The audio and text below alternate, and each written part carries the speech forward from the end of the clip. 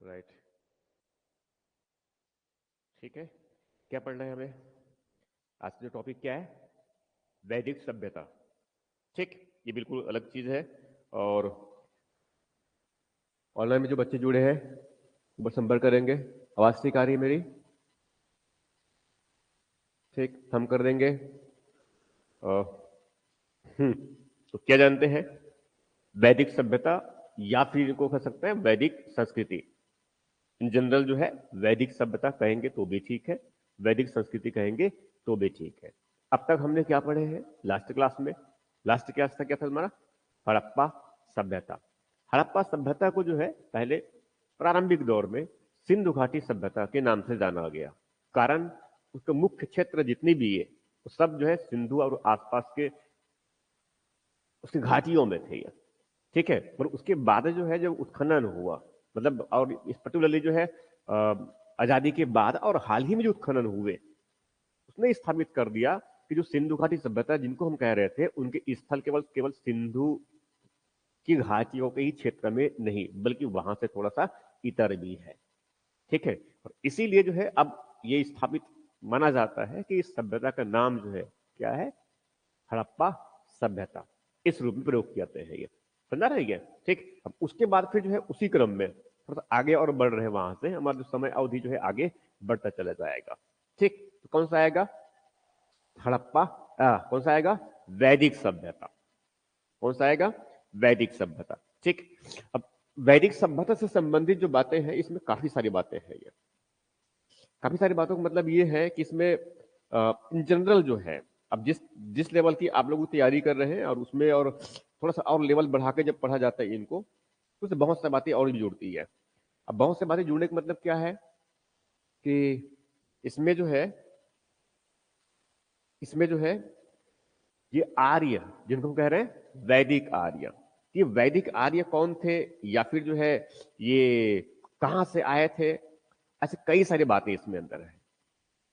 ठीक है, या फिर इसके निर्माता कौन थे इनमें, और वो इसका प्रारंभ कब से हुआ, ऐसे में कई प्रकार के विवाद है। ठीक है, मगर जिस लेवल में हम समझने का प्रयास कर रहे हैं और हमारे एग्जाम की जो रिक्वायरमेंट है अभी पीएससी के लिए कम से कम, उसमें कुछ बेसिक चीजों को लेंगे हम इसमें। ठीक है, उसमें जो विवादित मुद्दे हैं उनको थोड़ा समझेंगे कि विवाद किस तरह से है, और ज्यादातर चीजें एक्चुअली में क्या है, फैक्चुअल चीजें दिमाग में रखनी है हमें ये। ठीक है, तो हमारा जो अप्रोच होगा ज्यादातर वो थोड़ी सी समझेंगे, तो समझ के साथ साथ थोड़ा सा फैक्ट्स की मात्रा हम ज्यादा लेंगे। समझा ना ये? तो तथ्यों को थोड़ा सा दिमाग में रखना है, उनको याद करने के प्रयास करना है ये। ठीक है, जैसे कि हम लोग उसमें हड़प्पा भी सेम किए हैं, तो हड़प्पा में भी काफी विवादित जो मुद्दे हैं, मगर हम उनको छोड़ते चले गए हैं। ठीक है, उसकी रिक्वायरमेंट हमारे बीच में, हम जिस लेवल पर पढ़ रहे हैं वहां पर उनकी रिक्वायरमेंट नहीं है।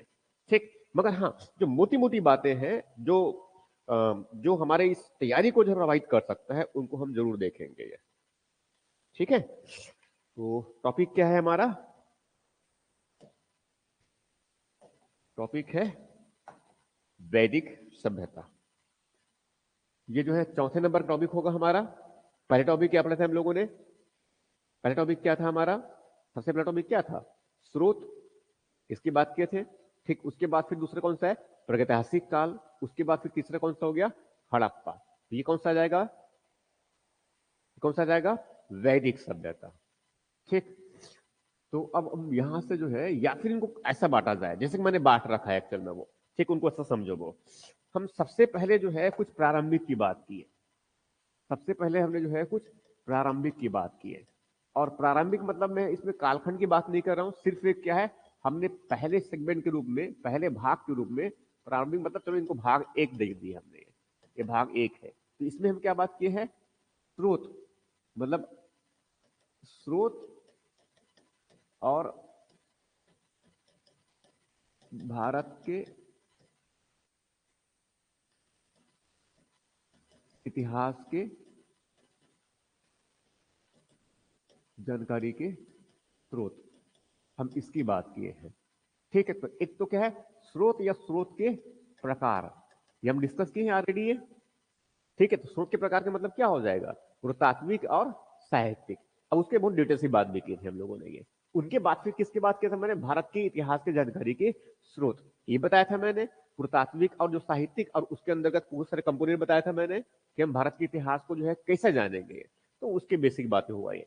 ठीक, एक खंड ये हुआ। उनकी बात फिर जो है दूसरा खंड अगर कहा जाए, फिर दूसरा भाग, ठीक है, ब्रॉड में इसको अगर डिवाइड कर दे तो उसमें क्या था, प्राक और आद्य। प्राक और कौन सा है, आद्य ऐतिहासिक काल। इसी की बात की हम लोगों ने।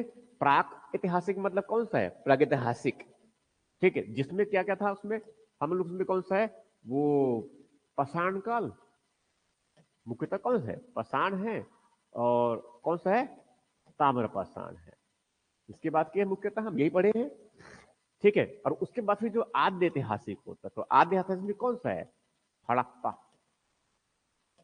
कौन सा है, हड़प्पा मुख्य रूप से।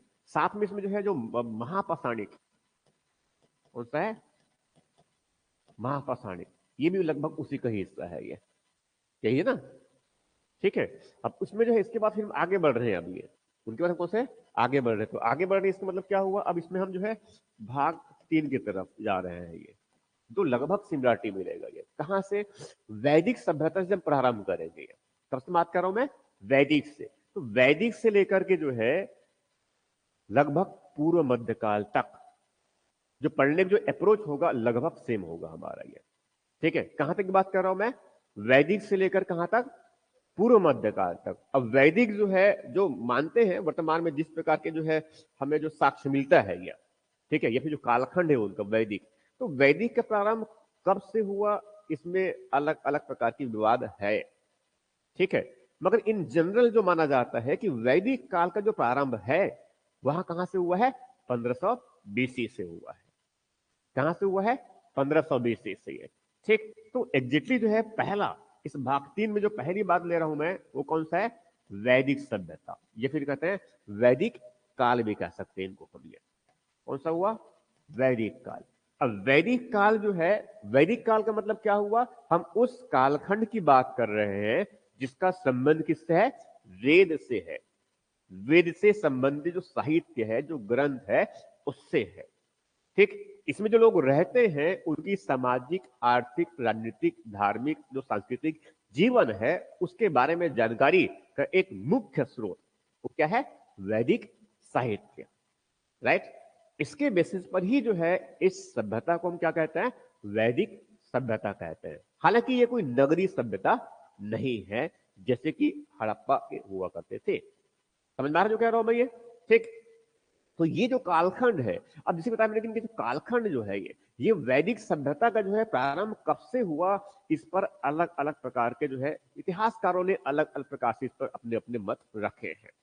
राइट, मतलब इसमें वो कालखंड जो है जिनको सामान्य जो है इन जनरल जो है हम जो टेक्स्ट बुक पढ़ते आए हैं कि 1500 ईसा पूर्व के आसपास, 1500 ईसा पूर्व के आसपास से जो है वैदिक आर्यों का जो है भारत में आगमन हुआ, या फिर जो है वो यही के मूल निवासी थे, या जिस रूप में भी, क्योंकि वैदिक आर्य कहाँ के थे उस पर भी काफी विवाद है। ठीक है, मगर इन जनरल जो है हमें जो समझना है अभी वर्तमान में वो क्या है कि वैदिक काल जो है प्रारंभ कब से माना गया, 1500, 1500 ईसा पूर्व से। 1500 ईसा पूर्व से, 1500 ईसा पूर्व से कब तक की बात कर रहे हैं इसमें, 600 ईसा पूर्व तक। कब तक, 600 ईसा पूर्व तक। ठीक, मगर साथ में हम ये भी जानते हैं, साथ में ये भी जानते हैं कि इस वैदिक जो कालखंड है उसमें उनके सामाजिक, आर्थिक, रणनीतिक और सांस्कृतिक जीवन में कुछ मौलिक बदलाव हुए हैं। ठीक है, इस पूरे कालखंड में जो है कुछ मध्य का कालखंड इस प्रकार से है जहां से उनके जीवन में जो है, जीवन से संबंधित जितने भी आयाम है उसमें बहुत मेजर चेंजेस आए हैं। मेजर का मतलब बहुत मौलिक परिवर्तन आया, फंडामेंटल चेंजेस आ गया। उनके बेसिस पर जो है इन कालखंड को पूर्व वैदिक काल और उत्तर वैदिक काल, तो इस बांटने का आधार क्या है, जीवन में बहुत मौलिक परिवर्तन आया। मौलिक परिवर्तन का मतलब उसमें एक कुछ कारक होंगे, कुछ कारक होंगे, राइट। तो वो जैसे कि जो है ये पहले पशुपालक समाज हुआ करते थे, मगर उत्तरोत्तर काल में वहां जो है कृषि उत्पादक समाज बन गए। पहले ये जो है मुख्यतः लोहे के प्रयोग नहीं करते थे, मगर आगे मुख्यतः लोहे का प्रयोग करना शुरू कर दिया। पहले जो है कृषि में उत्पादन की मात्रा कम हुआ करता था, मगर आगे उत्पादन की मात्रा बढ़ती चले गई। पहले ये मुख्य जो है सप्त संधो प्रदेश में रहा करते थे, मगर आगे जो है सप्त संधो प्रदेश से बाहर इस तरफ गंगा के मैदानी क्षेत्र तक, पश्चिमी गंगा का मैदान, मध्य गंगा का मैदान और वहां से किस तरफ पूर्वी गंगा के मैदान तक उनका विस्तार हुआ। इनके साथ साथ जो है दक्षिण की तरफ भी, दक्षिण की तरफ मतलब जिस तरफ विंध्याचल को पार करते हुए वह दक्षिण तमिलनाडु तक और इस तरफ केरला तक, वहां तक उनकी पहुंच बढ़ती चली गई। तो इस प्रकार से जो है ये जो वैदिक सभ्यता है, तो प्रारंभिक जो कालखंड है उस कालखंड को जो क्या कहा गया, पूर्व वैदिक काल। क्या कहा गया? पूर्व वैदिक काल। अब पूर्व वैदिक काल जिसमें हमें जो है केवल एक ही साहित्य की जानकारी मिलती है, मतलब इस समय तक समझ लीजिए कि केवल एक ही जो है साहित्यिक ग्रंथ की रचना हुई है, और वो कौन सा है? पूरे विश्व का सबसे प्राचीनतम साहित्य जो माना जाता है वो कौन सा है? ऋग्वेद। कौन सा है? ऋग्वेद। इसीलिए इस कालखंड को जो है ऋग वैदिक काल भी कहते हैं। इसीलिए इस कालखंड को जो है ऋग वैदिक काल भी कहते हैं। क्यों? क्योंकि इसकी जानकारी के जो स्रोत है मूलतः वो क्या है? ऋग्वेद है। समझ में आ रहा जो कह रहा हूं मैं ये? ठीक, इसीलिए इस कालखंड को जो है ऋग वैदिक काल भी कहा गया। क्लियर है? यहां तक ये तो ऋग वैदिक कालखंड का मतलब क्या हुआ कि पहले के जो है, जो लगभग 1500 ईसा पूर्व से लेकर के 1500 ईसा पूर्व से लेकर के से जो है 1000 ईसा पूर्व तक, 1000 ईसा पूर्व तक, ये पहले के कालखंड क्या है? ऋग वैदिक काल का है या पूर्व वैदिक काल का है। राइट? तो स्वाभाविक है इसी समय जो है मूलतः आर्य अपना निवास कहां बनाए हैं? सप्त संध्या प्रदेश में। कहां बनाए हैं? सप्त संध्या प्रदेश में है। अब सप्त संध्या प्रदेश का मतलब मैं किन की बात कर रहा हूं मैं? ये भारत है, समझने के लिए बस ले रहे हैं इनको। और इस तरफ जो है सिंधु नदी है, और उनकी सिंधु और उनकी कुछ सहायक नदी है। ठीक, इसी क्षेत्र में जो है, इसी क्षेत्र में जो है, इसी क्षेत्र में है हम जो बात कर रहे हैं, लगभग ये इस तरह का क्षेत्र, वो क्या है? इस तरह का क्षेत्र, इसी नाम दिया गया सप्त संध्या प्रदेश। ये आर्यों का आदि देश कहलाता है। ये आर्यों का आदि देश, तो क्या कहेंगे? आर्यों का, या फिर वैदिक आर्यों का, वैदिक आर्यों का आदि देश। तो वैदिक आर्यों का आदि देश क्या कहलाएगा? सप्त संधव प्रदेश। ज्योग्राफिकली जो है हमें दिमाग में रखना है कि भारतीय उपमहाद्वीप के उत्तर पश्चिमी क्षेत्र में आर्यों का जो है देश, मीन्स आदि देश उनका, वो सबसे पुराना, सबसे प्राचीनतम कर सकते हैं, जहां के जो है, जहां पर वो मूलतः निवास करते थे। ये इसके पहले भारत में, इसके पहले वो कहां से आए, कैसे आए, ठीक है, कब कब आए, हम इस पर नहीं बात कर रहे हैं। हम मूलतः क्या बात कर रहे हैं? यहां पर तो कम से कम वो आ गए हैं। राइट? आर्यों का आदि देश मीन्स सप्त संध्या प्रदेश। ठीक, कब की बात कर रहा हूं मैं? प्रारंभिक अवधि की बात कर रहा हूं। उस कालखंड में जो है, तब जब उस कालखंड के बारे में जानकारी कहां से मिलती है? हमें ऋग्वेद से मिलती है। ठीक है, ये केवल यही एक बेसिक सोर्स है, ये एक फंडामेंटल सोर्स है वैदिक आर्यों के बारे में जानकारी का। ठीक, इसीलिए इस कालखंड को क्या कह रहे हैं?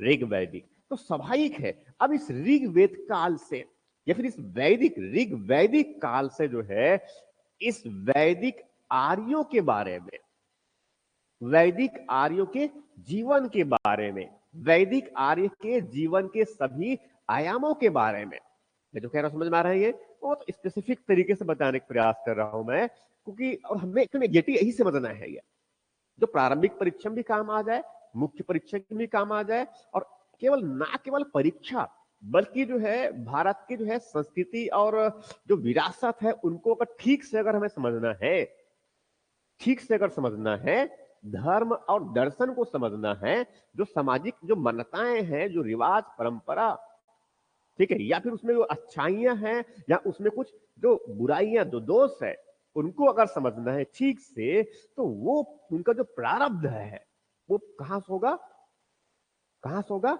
ऋग वैदिक से, इस कालखंड से। ये तो ये केवल एग्जाम के लिए नहीं, ऐसे इन जनरल भी अगर हम जो है अपने रूटीन लाइफ में भी अगर समझेंगे तो उसके लिए बहुत महत्वपूर्ण है। समझ में आ रहा है ये? कई जो है समाज में जो है कई जो कुछ बुराइयां हैं तो हम यहां से भाप पाएंगे कि हाँ ये जो है इस काल में इस तरह से उनका प्रारंभ हुआ था। प्रारंभ क्यों हुआ था हम ये भी समझ पाएंगे। समझ में आ रहा है ये? तो प्रारंभ स्वाभाविक मतलब क्या होगा कि इसमें वैदिक काल में क्या है, तो इसमें जीवन के हर एक आयाम में लेंगे अभी। जैसे वैदिक आर्यों का या फिर जो वैदिक आर्यों का, उनका जो है पहले ये कहाँ निवास करते थे, उनका भौगोलिक विस्तार, बस समझते चल जाइए, माइंड बस फ्रेमिंग कर रहे हैं हम ये। एक किसके बाद क्या मैंने, उनका भौगोलिक विस्तार, मूल निवासी कहां पर है, ठीक। उनके बाद वहां उनका क्या होगा, विस्तार होगा। अब उनका विस्तार का मतलब किस तरह की बात कर रहा हूं मैं, इनका विस्तार का मतलब किस तरह की बात कर रहा हूं, कुछ जो है, कुछ जो है इधर से, समझ में आ रही है, छत्तीसगढ़ है तो यहां पर भी लोग आएंगे, यहां पर भी लोग आएंगे, दक्षिण तरफ जाएंगे ये, तो अगर ये क्या है, उत्तर, उत्तर वाला हिस्सा का है ये, उत्तर वैदिक काल का है ये। तो प्रारंभिक समय निवास इनका हो गया, तो क्या है उनका, पहले भौगोलिक क्षेत्र, फिर आगे उनका भौगोलिक विस्तार, उत्तर वैदिक काल में ये। पूर्व वैदिक काल और दूसरा उत्तर वैदिक काल, ठीक। तो पहले सेगमेंट में पूर्व वैदिक काल और दूसरा सेगमेंट क्या हो गया अब इनका, उत्तर वैदिक काल। अब उत्तर वैदिक काल का मतलब इस कालखंड में क्या हो जाएगा, 1000 बीसी से 1000 ईसा पूर्व से कब तक, 600 ईसा पूर्व तक, 600 ईसा पूर्व तक, राइट। उसके बाद फिर जो है, उसके बाद फिर ये, अब देखो पूर्व वैदिक काल में जो है, पूर्व वैदिक काल में जो है जिससे हमें जानकारी मिलती है वो मूल स्रोत क्या है, केवल ऋग्वेद है। मगर उत्तर वैदिक काल में परिस्थितियां बदल चुकी है, वो केवल अब सप्त संध्या प्रदेश में नहीं रहते, अब वहां सप्त संध्या प्रदेश से निकल जो है किस तरफ, इस गंगा के मैदानी तरफ, ठीक है, पश्चिमी गंगा के मैदान की तरफ, पूर्व पश्चिमी गंगा के मैदान की तरफ, और पश्चिमी गंगा के मैदान से साथ साथ पश्चिमी गंगा के मैदान, और वहां फिर जो है मध्य गंगा के मैदान और पूर्वी गंगा का मैदान है, फिर निचला मध्य और पश्चिमी, ठीक है, वो भी, और साथ में क्या है वो दक्षिण की तरफ भी इनका प्रवास, उनका विस्तार होता चला जा रहा है, ठीक। तो यही कालखंड में एक तो भौगोलिक विस्तार हो गया, दूसरा आयाम उनके जीवन का क्या होगा, राजनीतिक, क्या होगा उनका, राजनीतिक जीवन होगा। तो राजनीतिक जीवन में किसकी बात करेंगे, उसमें जो है उसका जो राजनीतिक जीवन है उससे क्या है, राजनीतिक विचार किस प्रकार के थे, राजा था कि कबीलाई प्रमुख हुआ करता था, ठीक है, उसमें जो उसमें इकाई क्या हुआ करता था शासन व्यवस्था के,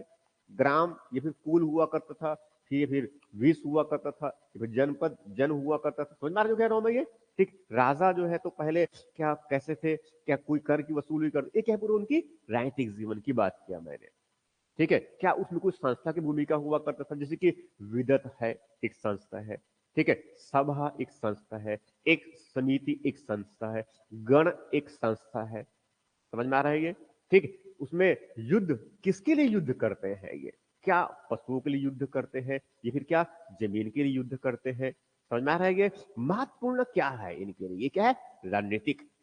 दूसरी बात है ये इनकी सामाजिक जीवन में, सामाजिक जीवन में जैसे कि इनको कहते हैं कि आर्य, आर्य जो शब्द है, आर्य जो शब्द है व्याकरण के दृष्टिकोण से देखें तो इनका जो शाब्दिक अर्थ जो होता है, आर्य का मतलब होता है श्रेष्ठ, आर्य का मतलब क्या है, श्रेष्ठ, ठीक है। तो ये एक तो एक सम हुआ, इसके साथ साथ जो है इसमें इसमें टर्म्स और जो यूज करते हैं वर्ण। एक क्या होता है वर्ण, तो वर्ण का जो है अर्थ जो है क्या, उसका अर्थ उसका संबंध जो है रंग से है, ये फिर वहां उत्पत्ति से जुड़ी हुई है, समझ जो कह रहा हूं, ये जन्म से जुड़ी हुई है। तो इस प्रकार से तो ऐसे करके जो है वैदिक उनको क्या है सामाजिक जीवन। तो सामाजिक जीवन में क्या बात करेंगे, परिवार के बारे में बात करेंगे, कुटुंब के बारे में बात करेंगे, समझ रहे हैं, उनके जो है वर्ण व्यवस्था के बारे में बात करेंगे, आश्रम व्यवस्था के बारे में बात करेंगे, संस्कार के बारे में बात करेंगे, विवाह व्यवस्था के बारे में बात करेंगे, सूत्र धर्म कर्तव्य उनके बारे में बात करेंगे, महिलाओं की स्थिति के बारे में बात करेंगे, दासों की स्थिति के बारे में बात करेंगे, अछूतों की स्थिति के बारे में बात करेंगे। समझ में आ रही है, ये क्या है उनका धार्मिक जीवन। तो एक सेगमेंट में पहले क्या बताया, सामाजिक जीवन। सबसे पहले मैंने क्या बताया, उनका भौगोलिक क्षेत्र और उनका विस्तार। ठीक, पूर्व वैदिक काल में अलग था, उत्तर वैदिक काल में बदल जाएगा, परिवर्तन हो जाएगा, समझ में आ रही है। तीसरी दूसरी बातें क्या बताया मैंने, उनका राजनीतिक जीवन। तो राजनीतिक जीवन जब पूर्व वैदिक काल में अलग था, उत्तर वैदिक काल में अलग, राइट। फिर सामाजिक जीवन पूर्व वैदिक काल में जो है बिल्कुल अलग प्रकार की व्यवस्था, और उसके बाद उत्तर वैदिक काल में क्या है, उसमें कई बदलाव आ जाएंगे। पहले समाज बहुत सरल हुआ करता था, ग्रामीण बस्ती है, सरल समाज है ये, ठीक है, लोग आपस में एक दूसरे के बारे में जानते हैं, समझते हैं, जीवन बहुत सरल है। मगर उसके बाद उत्तरखंड में, उत्तर हड़प्पाई कर्म उत्तर वैदिक कालखंड में, उसमें जीवन में जटिलताएं आना शुरू हुआ, जीवन में जटिलताएं आनी शुरू हुई, तो उससे जो है कई समस्याएं भी उत्पन्न हुआ, और समाज का जो स्वरूप है, समाज की जो संरचना है, समाज में जो संस्थाएं हैं, समाज में जो मान्यताएं हैं, समाज में जो मूल्य है, ये सब में बदलाव होना शुरू हो गया। समझ में आ रहा जो कह रहा हूं मैं, ये क्या हो गया, सामाजिक जीवन। ये उनके बाद फिर जो है उनका आर्थिक जीवन, ठीक है, आर्थिक जीवन। समझ में आ रहा है, तो दिमाग में से फ्रेम बनाना है जिससे हम चीजों को याद रख सकेंगे, ठीक है। दिमाग को जो है इस वैदिक सभ्यता को हम समझ रहे हैं, तो दिमाग को थोड़ा सा आकार देना है, हमें किन किन बातों पर ध्यान रखना है, ठीक है। क्या प्रारंभिक परीक्षा में, तब इसमें जो तथ्य को जब हमारी समझ बनती चली जाएगी, मौलिक समझ जब बनेगा हमारा कि हमने इसकी बात किया, इसकी बात किया, इसकी बात की हमने, अब उसी में जो है तथ्यों को वहां पर हम जो है डालते चले जाएंगे। लास्ट में क्या करेंगे, जब एग्जाम टाइम रहेगा, एग्जाम के टाइम में क्या करेंगे, उसी जो है छोटे छोटे हमने दिमाग में अलग अलग खाते बना रखे हैं, वहां पर तथ्य रखे हैं, उससे निकाल निकाल कर एग्जाम को हम एग्जामिनर को परोसते जाएंगे। समझ में आ रही है, ऐसा जो है प्रस्तुत करना बहुत आसान होता है ये, ठीक है। तो सबसे इंपॉर्टेंट क्या है, दिमाग को थोड़ा सा जो है व्यवस्थित करना है, और बहुत शांतित होकर के जो है हम दिमाग को तैयार करें। मैं जो कह रहा समझ में आ रहा है ये, क्योंकि हमें ये केवल वैदिक पढ़ने के लिए बस नहीं है, ये ऐसा पूरा पढ़ना कहां तक है, पूर्व मध्यकाल तक, यही स्ट्रेटजी रहेगी हमारी। पूर्व मध्यकाल तक लगभग लगभग क्या यही स्ट्रेटजी रहेगी, क्या, उनके भौगोलिक क्षेत्र, उनका विस्तार, कभी छोटा है तो कभी क्या होगा, बड़ा होगा ये। उसके बाद फिर मैंने क्या बताया उसमें, उनका राजनीतिक जीवन के बारे में, ये अभी लिखवाऊंगा भी उसको मैं, राजनीतिक जीवन के बारे में। ये राजनीतिक जीवन के बाद मैंने क्या बताया, उनका सामाजिक जीवन के बारे में। ये राजनीतिक सामाजिक जीवन के बाद उनका मुख्य और मुद्दा क्या आएगा, उनका आर्थिक जीवन। तो जीवन में जो है यही सोचना है, जीवन में और क्या रखा है इसके अलावा, आर्थिक जीवन के अलावा। और आर्थिक अर्थव्यवस्था बहुत इंपॉर्टेंट है, और अर्थव्यवस्था में सबसे इंपॉर्टेंट है मुद्रा, मनी, ठीक है, क्या है, मुद्रा और मनी। तो सभाई के अभी जिस प्रकार से मुद्रा महत्वपूर्ण है, पहले भी जो है लोग धन के लिए जो है झगड़ते थे आपस में। अब वो धन जो है कभी हो सकता है गाय गोधन महत्वपूर्ण हो, ठीक है, जानते ना, कामधेनु जो मांगो मिल जाएगा, कामधेनु को चुरा के कोई ले जा लेंगे।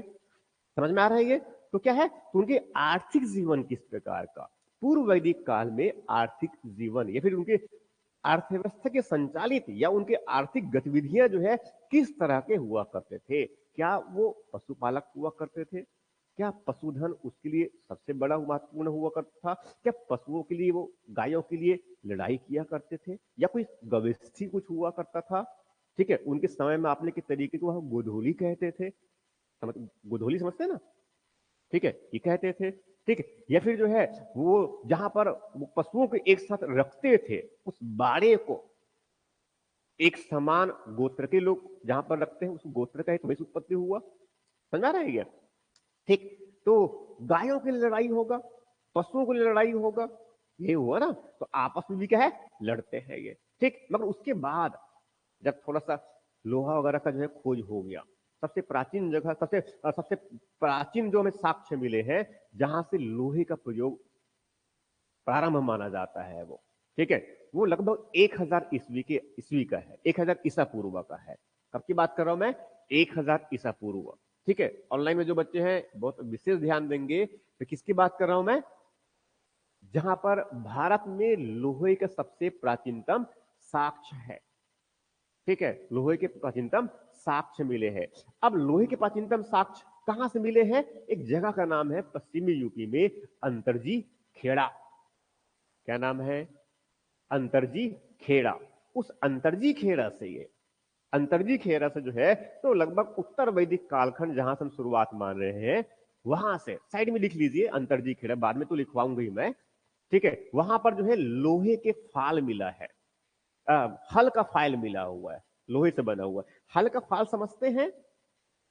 हल का फाल समझते हैं?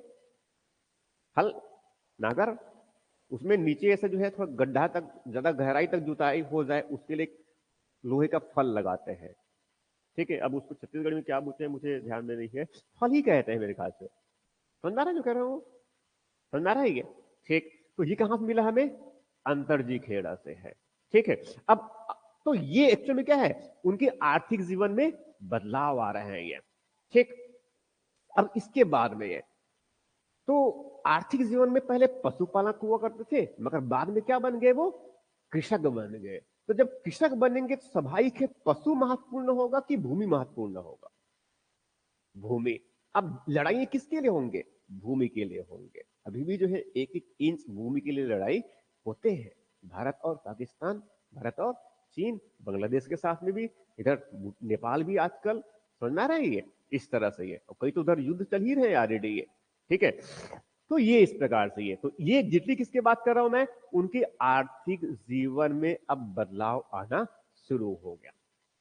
तो ये परिवर्तन के तत्व है ये, ठीक है। ये क्या है? परिवर्तन के तत्व है, ये एलिमेंट अब चेंजेस है, ये हमें यही समझना है। और ये कि पूर्व वैदिक काल से उत्तर वैदिक काल में जब आए, तो उनके जो है राजनीतिक जीवन में क्या बदलाव आ गया, उनके भौगोलिक क्षेत्र विस्तार में क्या बदलाव हुआ, ठीक, उनके राजनीतिक जीवन में क्या बदलाव हुआ, उसके बाद फिर उनके सामाजिक जीवन में क्या बदलाव हुआ, उसके बाद फिर उनके आर्थिक जीवन में क्या बदलाव हुआ। अब बचा क्या?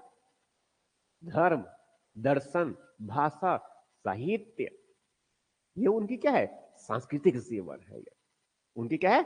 सांस्कृतिक जीवन है। अभी वर्तमान में जो सबसे अधिक जो महत्वपूर्ण माना जा रहा है, जो अध्ययन के दृष्टिकोण से, ये अब जो है वर्तमान में जो अध्ययन में सबसे महत्वपूर्ण जो माना जा रहा है और जो माना जाता है अब, वो क्या है? उनका सांस्कृतिक जीवन का अध्ययन, स्टडीज ऑफ कल्चर की बात कर रहे हैं अब ये, क्योंकि संस्कृति में जो है वो सभी बातें समाज से संबंधित, उनकी अर्थव्यवस्था से संबंधित, उनकी जो है जीवन के सभी आयाम, वो सब किसका हिस्सा हो जाता है? संस्कृति का। समझ में आ रहा है? ये पहले जो है उसको ऐसा पढ़ा जाता था कि चलो ये वैदिक काल हो गया, ये भी ये हड़प्पा काल हो गया, ये मौर्य काल हो गया, ऐसे। मगर अब ऐसे नहीं, अब क्या सीधा संस्कृति की बात करते हैं, भारत की विशाल विराट की संस्कृति या उनकी विरासत की बात करते हैं, उसमें सभी आयाम एक साथ क्या है? मिक्सडअप है, एक साथ क्या है? मिक्सड है ये, मिश्रित प्रकार से है ये। तो मैंने कहां तक पहुंचा भी, क्या का कौन कौन जीवन आ गया? उनकी संस्कृति में। ये तो सांस्कृतिक जीवन में मुख्यतः किसकी बात करेंगे? कई प्रकार की बातें हैं ये। संस्कृति मतलब क्या है? उनकी रहन सहन किस प्रकार का, उनकी जीवन की पद्धति किस प्रकार की है, जीवन में जो है कब वो खुश रहते हैं और कब वो दुखी मनाते रहते हैं, समझ में आ रही है? कब वो जो है नाचते गाते हैं और कब वो उछल कूद करते हैं, ठीक है। कब वो जो है खाना पीना किस प्रकार से कर रहे हैं, पहनावा किस प्रकार का है, वो सस्ते सवरते किस प्रकार के हैं, समझ में आ रही है? उनकी भाषा, और उस भाषा में क्या उसने कुछ लिखा हुआ है, या फिर नहीं लिखा है? क्या उसने कुछ कविता वगैरह, गीत वगैरह कुछ लिख रखा है या फिर नहीं लिखा है? समझा रहे हैं ये? क्या जो वो बोलता है उस बोले हुए भाषा को वहां के वो लिख पा रहे हैं या फिर नहीं लिख पा रहे हैं? लिपियों का विकास किया है या फिर उन्होंने नहीं किया है? समझ में आ रहा है ये? क्या वहां कोई मेले या पर्व या महोत्सव का आयोजन करता है या नहीं करता है? समझ में आ रहा है ये? या वहां जो है मटके जो है मिट्टी के कैसे बनाते हैं? क्या वो रंगीन प्रकार के वहां जो है क्या धूसर काला वाला बनाता है कि बिल्कुल लाल रंग के बनाते हैं? क्या उस लाल रंग के मटके को जो है काले रंग से सजाते हैं या फिर सफेद रंग से सजाते हैं? क्या वो सजाने के लिए जो है पीपल के पत्तों का या किसी और पत्तों का प्रयोग करते हैं या फिर त्रिभुज और आड़ीतेरस रेखा बना देते हैं? समझ आ रहा है जो कह रहा हूं मैं ये? ठीक। वहां जो है क्या किसी देवी देवताओं की पूजा करते हैं या नहीं करते हैं? या फिर क्या वह केवल एक ही देवता की पूजा करते हैं या फिर 33 कोटि देवता की पूजा करते हैं? समझ में आ रहा है ये? या क्या वह एक दिन सुबह सुबह नहीं, एक दिन उन्होंने प्रारंभिक जो पहले देवता है, अब बहुत सारे देवता है, कंफ्यूजन हो गया, तो पहले देवता मीन्स गणेश देवता की पूजा कर लिए, उनके बाद आगे चल करके कार्तिक देवता उनकी पूजा कर लिए, नहीं पहले उनके जो है बाद में फिर भगवान शिव की पूजा कर लिए, फिर बाद में माता पार्वती की पूजा कर लिए, फिर बाद में और कुछ नहीं मिला तो चूहा का पूजा कर लिए, कुछ नहीं तो फिर मयूर की पूजा कर लिए। सुना रहे हैं ये? एक ही परिवार के सब लोग क्या है, ठीक है। उसके बाद फिर और कहने का मतलब ये बताने का प्रयास कर रहा हूं मैं, इसमें क्या है, देवता है, इसमें क्या है, देवता। तो देवताएं हैं, देवता हो गया, फिर उसको देवता, देवता से महत्वपूर्ण क्या होगा, ईश्वर, फिर ब्रह्म। समझ में आ रहा जो कह रहा हूं मैं ये? तो ये उनकी क्या है, उनकी क्या है, ये धार्मिक जीवन का हिस्सा है ये। अब वो देवता जो है क्या वो पृथ्वी निवास करते हैं कि वो आकाश में निवास करते हैं, अंतरिक्ष में निवास करते हैं, या फिर वो आकाश में निवास करते हैं? समझ में आ रहा जो कह रहा हूं मैं ये? इस तरह का तो दिमाग को थोड़ा सा इस प्रकार से आपको जो है फ्रेम करना है। ये तो मैंने किसके बताया, मैंने धर्म के बारे में ये। ठीक। अब इसमें क्या आएगा, इनके दर्शन, उनके क्या है, दर्शन। अब दर्शन में जो है, दर्शन दो प्रकार का मान ले, एक दर्शन का दो हिस्सा होता है, एक होता है उनका तात्विक हिस्सा, एक होता है उनका तात्विक हिस्सा, मतलब तत्व मीमांसा। ठीक है, क्या है, तत्व मीमांसा। तात्विक हिस्सा मतलब ये मान के चलो कि जैसे कि मैं तात्विक हिस्सा मतलब तत्व दर्शन कहते हैं एक्चुअली इनको, तो उसमें तो बहुत समान समान बातें कह रहा हूं मैं और बहुत अच्छे से समझ भी आ जाएगा ये। तब जब आत्मा, परमात्मा, जीव, ब्रह्म, पर ब्रह्म, अपर ब्रह्म, समझ में आ रहा है ये जो ब्रह्मांड है या फिर ये जो पृथ्वी संसार है वो क्या सच है कि झूठा है? समझ में आ रहा है ये वास्तविक या फिर सत्य क्या है और मिथ्या क्या है? इन सबके बारे में जब सोच विचार कर रहे होते हैं, वही एक्चुअल में क्या है, तत्व मीमांसा है। वो क्या है, दर्शन का हिस्सा है ये। समझ में आ रहा जो कह रहा हूं मैं ये? इस तरह से ये तो बेसिकली क्या कर रहे हैं हम इसमें कि हम वास्तविक क्या है ये जानने का प्रयास करते हैं। किसके बारे में, ये शरीर किससे बना है, शरीर के अंदर में इसमें क्या ऐसा कुछ है जो चलायमान है, जो वही इनको जीवंत बनाए रखे, वही क्या है, जीव, जिनको आत्मा कह देंगे, फिर कुछ कह देंगे। समझ में आ रहा है ये? तो इसी के बारे में, तो ये सब क्या है, उनकी दार्शनिक जीवन। तो एक मैंने क्या बताया, धर्म और उनका दर्शन, साथ में इसी में और आगे बढ़ जाएंगे तब इसमें कुछ कुछ बातें और जुड़ती चली जाएगी, जैसे कि इनका विज्ञान और प्रौद्योगिकी भी एक हिस्सा होगा। ज्ञान के बारे में क्या वो जानते थे या नहीं जानते थे? क्या वहां ब्रह्मांड के बारे में जानते थे, क्या वहां नहीं जानते थे? क्या वहां ज्योतिषी के बारे में जानते थे या नहीं जानते थे? क्या वहां जो है अंक गणित और ज्यामिति के बारे में जानते थे कि नहीं जानते थे? क्या वहां जो है दशमलव पद्धति को जानते थे कि नहीं जानते थे? समझ में आ रहा जो कह रहा हूं मैं ये? ठीक। तो ये सब उनका कैसा हुआ, धर्म और दर्शन। ठीक। कला और उनकी साहित्य, कला में जो है वास्तुकला, स्थापत्य कला। ये वैदिक आर्य तो कोई मंदिर नहीं बनाते हैं, ये बनाते क्या है, अग्निकुंड। ये क्या बनाते हैं, अग्निकुंड। तो एग्जैक्टली अगर देखा जाए तो पूजा किसमें सबसे पवित्र किसको माना जाएगा, अग्निकुंड को। इसीलिए जो है उस यज्ञ को अगर मान लो जो है यज्ञ में अगर पानी फेरना है, ठीक है, मतलब भंग करना है यज्ञ को वो, ठीक है, तो क्या करेंगे, तो जिनको पसंद नहीं है या जो उससे बैर रखते हैं, मतलब कौन, तथाकथित दैत्य कह देंगे, राक्षस, तो क्या है, ऋषि मुनि लोग यज्ञ कर रहे हैं और आकर उस पर क्या कर देंगे, यज्ञ में हवन कुंड में पानी डाल देंगे, भंग हो गई यज्ञ उनका। तो सबसे पवित्र स्थान क्या है उनका, यज्ञ कुंड, उसी की पूजा करते हैं। समझ में आ रहा है? ये लोथल में भी, कालीबंगा में और संघोल में क्या मिला है, यज्ञ कुंड मिले हुए हैं हमें, हड़प्पाई स्थल में से ये। तो यहां पर भी क्या है, तो पूर्व वैदिक काल में जो है ये वैदिक वाला, ठीक, और उत्तर वैदिक में परिस्थिति थोड़ी बदलती चली जाएगी। ये सब क्या है, उनका धार्मिक जीवन। समझ में आ रहा जो कह रहा हूं मैं ये? तो पूर्व वैदिक काल और उत्तर वैदिक काल में जो हमें यही परिवर्तन मिलेंगे। आगे बढ़ गया अब ये, यहां से आगे बढ़े तो 2 सेगमेंट, तो हम लोग कहां तक पहुंच गए, देखो इसके पहले के कालखंड में जब बात किए हम लोगों ने, इसके पहले कालखंड में किसका आएगा, हड़प्पा। ये फिर उसको थोड़ा सा एक साइड लाइन में मैं, और मानव जीवन के विकास से सबसे पहले भारत में, तो भारत में सबसे प्राचीनतम साक्ष्य यहां पर एक जगह बताया था मैंने, कौन सा, बोरी, महाराष्ट्र में, ठीक है, ये मिला। उसके बाद फिर जो है इनको एकदम बस चलते चलते नहीं, पढ़ते पढ़ते देख लेते हैं, यहां पर क्या था, सबसे पहले क्या है, पूरा पाषाण, या पूरा पाषाण काल, फिर मध्य पाषाण, फिर नव पाषाण, फिर नव पाषाण के बाद क्या है, नव पाषाण के बाद क्या ले लेंगे इसमें, ताम्र, ताम्र पाषाण, ठीक है, ताम्र पाषाणिक वाला हो गया। फिर इसके साथ साथ ही नव पाषाण के साथ साथ यहां पर क्या जाएगा, हड़प्पा, ठीक है। अब ये कब की बात कर रहे हैं हम, 2,50,000 मतलब 2.5 लाख वर्ष पूर्व से बात कर रहे हैं, और वहां से हम कहां तक पहुंच चुके हैं, अब लगभग 1500 बीसी तक पहुंच चुके हैं। और 1500 बीसी में कौन आ गया, वैदिक। और वैदिक मतलब कौन सा, पूर्व वैदिक। चलो, तो पूर्व वैदिक मतलब कब की काल बदल दिया मैंने, 1500 बीसी में पूर्व वैदिक काल हो गया। तो 1500 बीसी से कब तक, 1000 बीसी तक। ये अब इसी में भी बताया मैंने पूरे परिवर्तन को। अब इसके बाद फिर हम आगे लेंगे, तब 1000 बीसी से कब तक, 600 बीसी, यहां तक पहुंच गए। तो ये कौन सा हो गया, ये उत्तर वैदिक वाला हो गया। ये कौन सा काल हुआ, उत्तर वैदिक काल। ये कौन सा हो गया, उत्तर वैदिक काल। अब इसी मैंने परिवर्तन के तत्व मैंने कौन कौन से गिना दिया, परिवर्तन तत्व गिनाया मैंने, कौन कौन सा, एक राजनीतिक वाला है, दूसरा कौन सा है, सामाजिक वाला है, तीसरा आर्थिक है, फिर सांस्कृतिक है। और सांस्कृतिक में क्या है, उनका धर्म है, उनका दर्शन है, कला, उनकी भाषा, साहित्य, वो सब कुछ।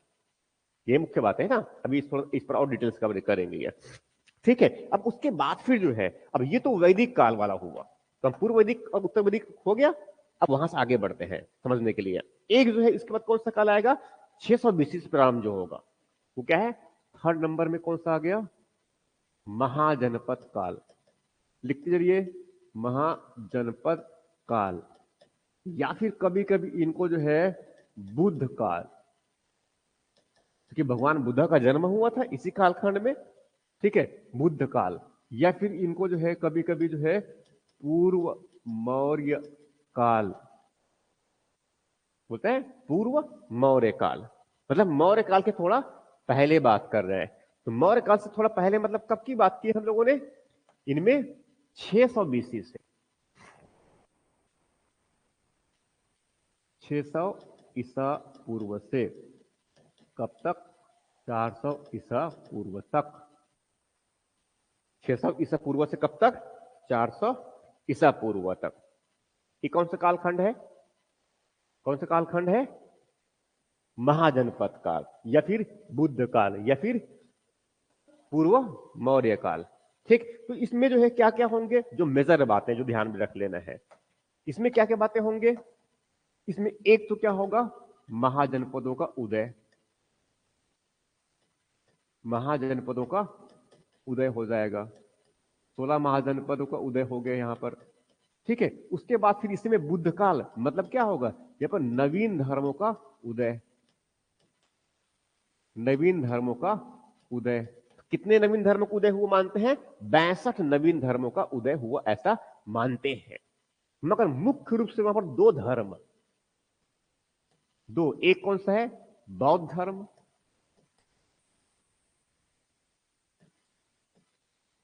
बौद्ध धर्म, और दूसरा कौन सा है? जैन धर्म। ठीक है। अब संस्थापक तो जानते हैं भगवान महावीर और भगवान बुद्धा है।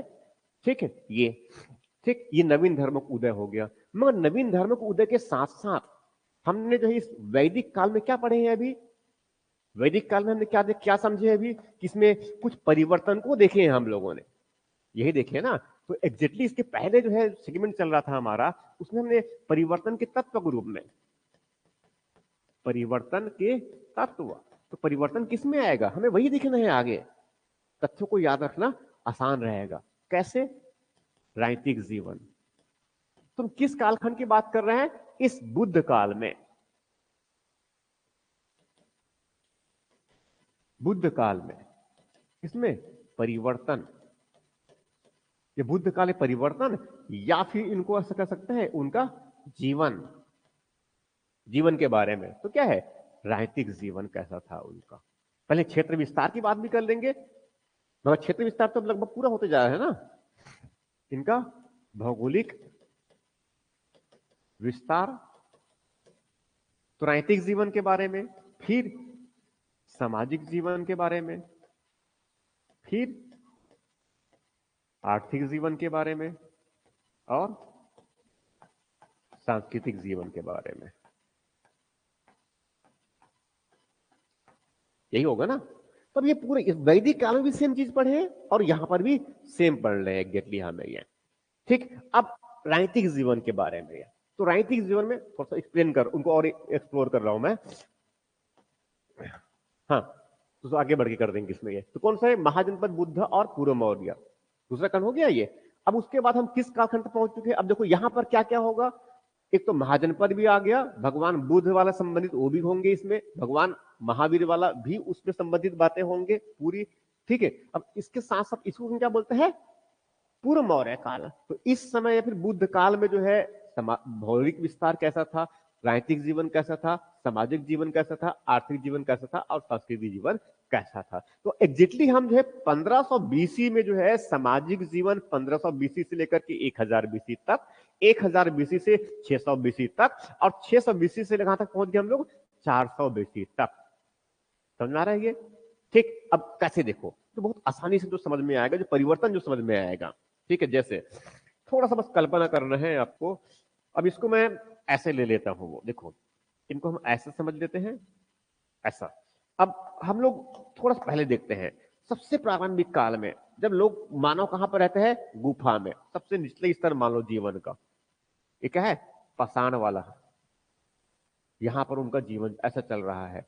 मगर वहां थोड़ा क्या है, उन्होंने अब आगे बढ़ा, कहां तक पहुंचा देते हैं उनको? नौ पाषाण तक पहुंचा देते हैं। चलो हम यहां पर क्या पहुंच गए? नौ पाषाण पहुंच गए। नौ पाषाण से आगे क्या बना? नगर बन गया। कौन सा? हड़प्पा। अब उसके बाद हड़प्पा का फिर पतन भी हो गया, तो फिर क्या बन गया? यही यहां पर भी ग्रामीण बस्ती। ये क्या है? ग्रामीण बस्ती है ना। नौ पाषाण में क्या है? ग्रामीण बस्ती है। तो यहां फिर क्या बन गया? ये ग्रामीण बस्ती। ये फिर क्या है? ग्रामीण बस्ती। किस काल में? पूर्व वैदिक। यही हुआ। अब पूर्व वैदिक के बाद यहां से फिर धीरे धीरे क्या करेगा वो? फिर से 600 बीसी में क्या बन जाएगा? नगर, बड़े बड़े नगर। ठीक है। ये कब की बात कर रहे हैं हम इसमें? अब कौन सा? बुद्ध काल, 600 बीसी वाला। ठीक है। अब यहां से ये, अब समझ रहे हैं ना ये, अब ये लगातार क्या है? बढ़ता चला जाएगा। बीच बीच में थोड़ा सा कभी डिस्टरबेंस होंगे। अब यही आगे जो है और बढ़कर कहां तक पहुंच जाएगा? कहां तक? मौर्य में। कहां पर? मौर्य। मगर मौर्य के बाद फिर धीरे से थोड़ा क्या होगा? पतन होगा, मरणोत्तर वाले फेज। ठीक है। उसके बाद फिर ऊपर चढ़ जाएगा। कौन सा वाला? गुप्ता वाला फेज। फिर गुप्तोत्तर वाला फेज। समझ में आ रहा जो कह रहा हूं मैं ये? ठीक, तो लगभग जीवन इस प्रकार से क्या है, बदलती चली गई है। उनके सामाजिक जीवन में बदलाव है, उनके आर्थिक जीवन में बदलाव है, उनके राजनीतिक जीवन में बदलाव है, उनकी जो सांस्कृतिक जो मान्यताएं हैं, जो मूल्य है, ठीक है, जो विचार है, उसमें क्या है, परिवर्तन है। ये समझ में आया जो कह रहा हूं मैं ये? ठीक, तो कहां तक पहुंच गए लोग, महाजनपद काल, बुद्ध काल, या फिर जो है पूर्व मौर्य काल। तो इसी समय इसी कालखंड में जो है किसका उदय होगा, मगध का उदय, मगध साम्राज्य का उदय। साइड में लिख लीजिए यहीं पर, ये इसमें क्या होगा, मगध साम्राज्य का उदय।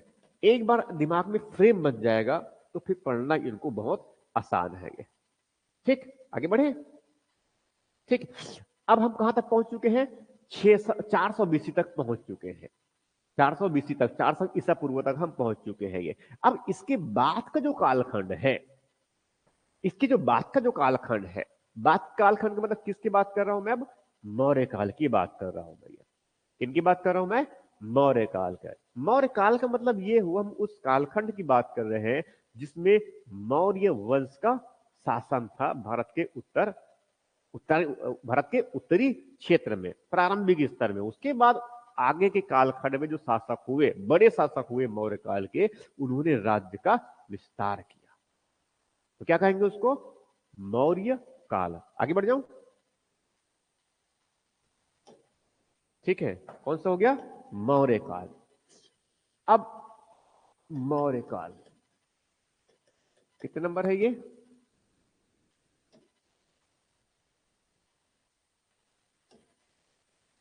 ऐसा हो गया,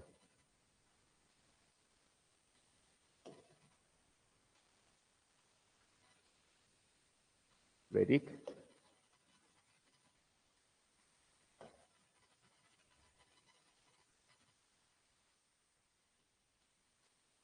हम्म 3 नंबर, और ये 4 नंबर। ठीक है, मौर्य काल। अब मौर्य काल में जो है किस किस बात कर, कब से बात करेंगे इसमें, ये कब से कालखंड है इनका, 400 ईसा पूर्व से कब तक, 200 ईसा पूर्व तक। ठीक है, ये लगभग सब लगभग में चल रहा है ना। ये कब की बात कर रहे हैं, 400 ईसा पूर्व से कब तक, 200 ईसा पूर्व तक। इसी समय सिकंदर का आगमन होगा, आक्रमण।